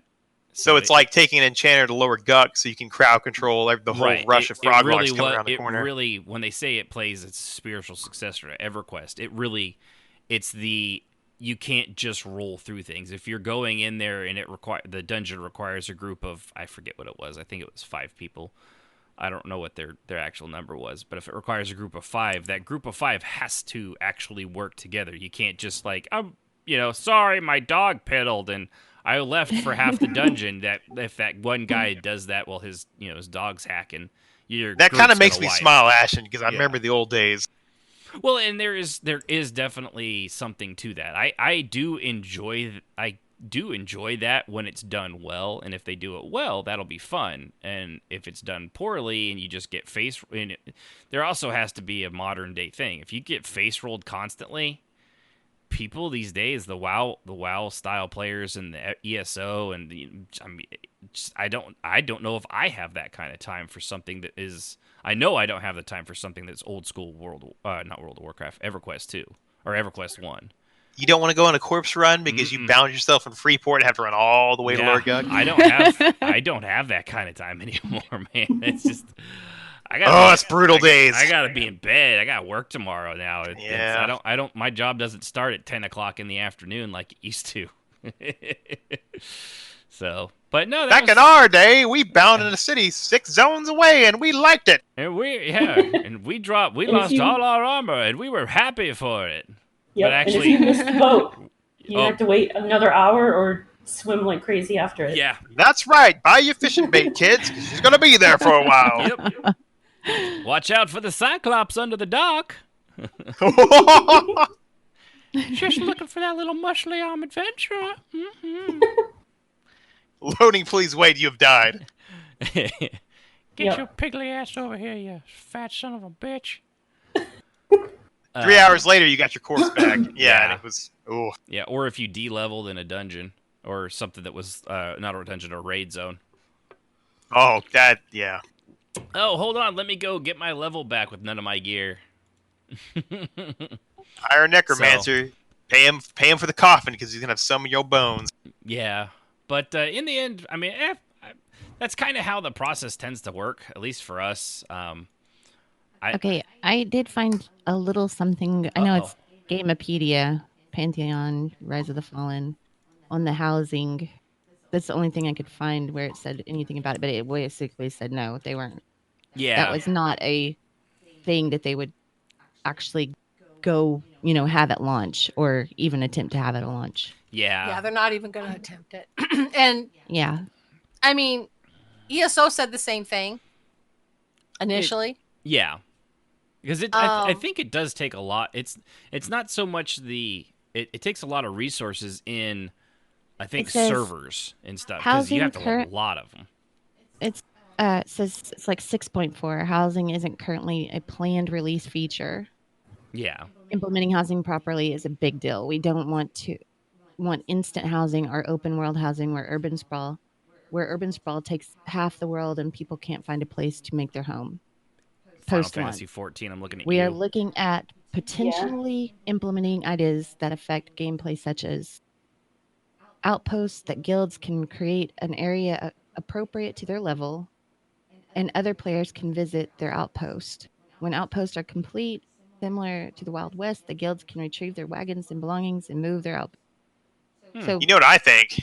It sounds like they got plans for it, just not at launch. It says, again, this idea would be post-launch feature. Yeah. So, yeah, maybe? You know what I think, Ashen? They should learn something from SWG that had freaking huge planetscapes. Yeah, but you got a huge zone like North Carolina or whatever and just plop your house. Yeah, I think that I wonder if these days it's just the amount of, what was it they were just saying? Urban sprawl? No, Cyberpunk 2077 is the download is 3 times the size of The Witcher 3, which if you played The Witcher 3 was like over 100 gigs. So this game, I mean, the games these days, they're just fucking massive because the more, I need to tell you, the higher res the textures, and now things are 4K. That stuff takes a massive amount.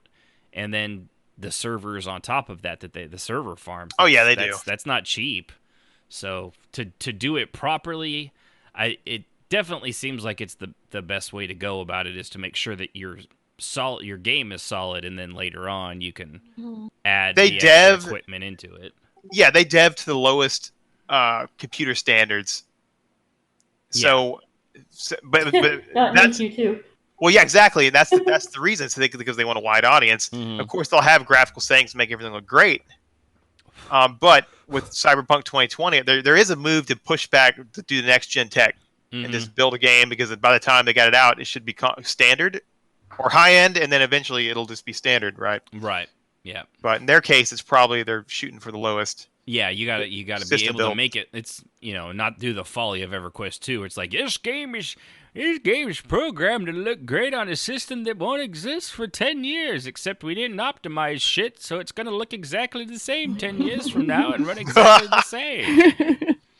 Pepperidge Farm remembers. Yeah, I still remember when you fucking said that. Farms does remember. Oh, I remember all that shit. I remember your bullshit promises. And you still have a fucking memory leak from release, so... They also went a lot to read up on. Yeah. Yeah.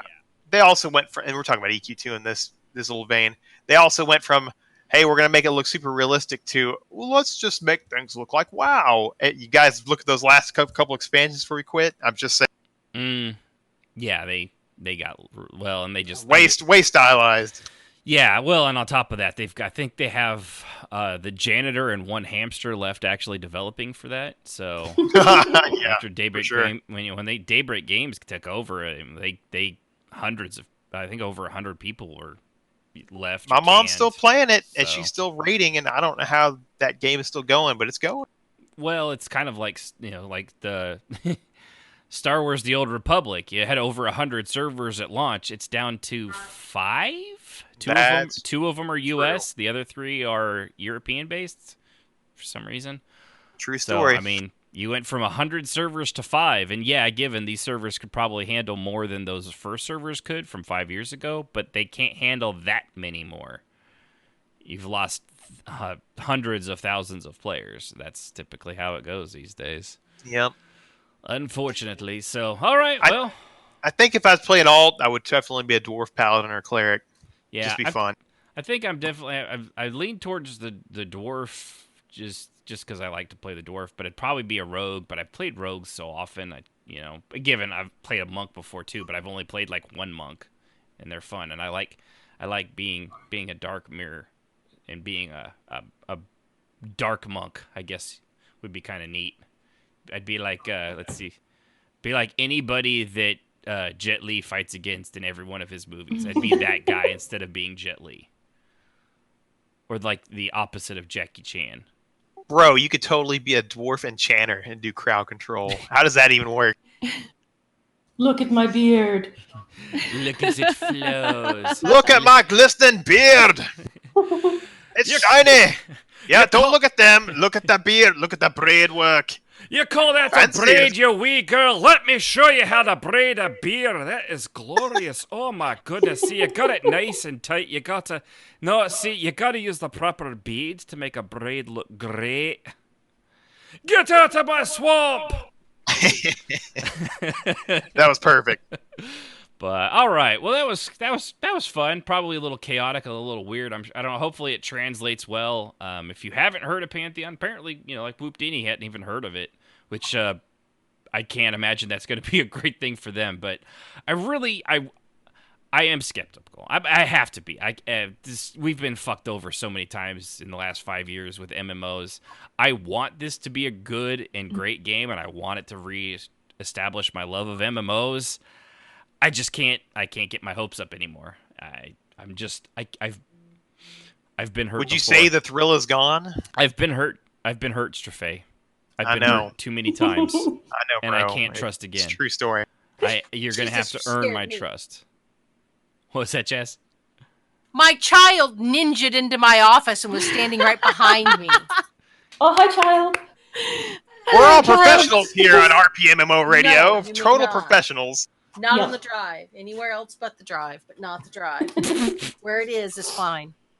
This has been Parenting Hour with Jazzy Oh B. my god. Turned around and he was right there. Scared the living shit out of me. That's a dubious clap. Oh my goodness. That was Ashen's dubious Oh clap. my goodness. That's a rare one. Yeah, punch him, Jazz. Hit him right in his squeedly spooch. Don't do it, Jazz. Don't listen to him. All right. Okay, enough of this craziness. I'm turning the music on. So, appreciate everybody Good night, tuning in. everybody. Good night. Hopefully, Good night, all. hearing the creative process, if you want to call it that, as we learned about a game we really probably should have done more research on, but that's, gotta I start did. somewhere. Except for Jazz, who's gonna virtue signal how great she is at research. I totally am. Virtue signaling virtue and virtueness. So appreciate everybody tuning in. Remember, you can join us twitch.tv/RPMMORadio. Follow, subscribe, like, whatever. I don't know how that all. I don't know how any of this works anymore. I've got no idea.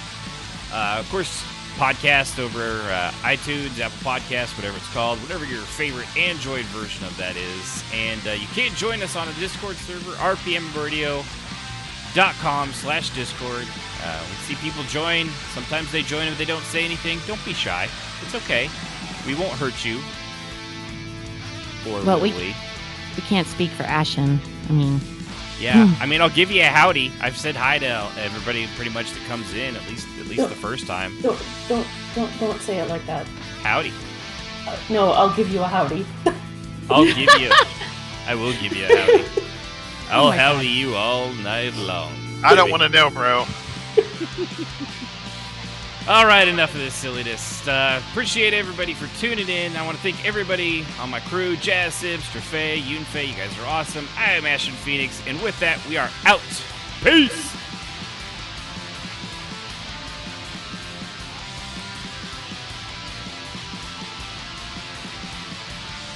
The thoughts and opinions of those on RPMMORadio are just that and should not be taken as the gospel truth. Or should it? Music, as always, is provided by Husky by the Geek. Visit him at youtube.com/HuskyByTheGeek to hear all his great video game rock covers and original music.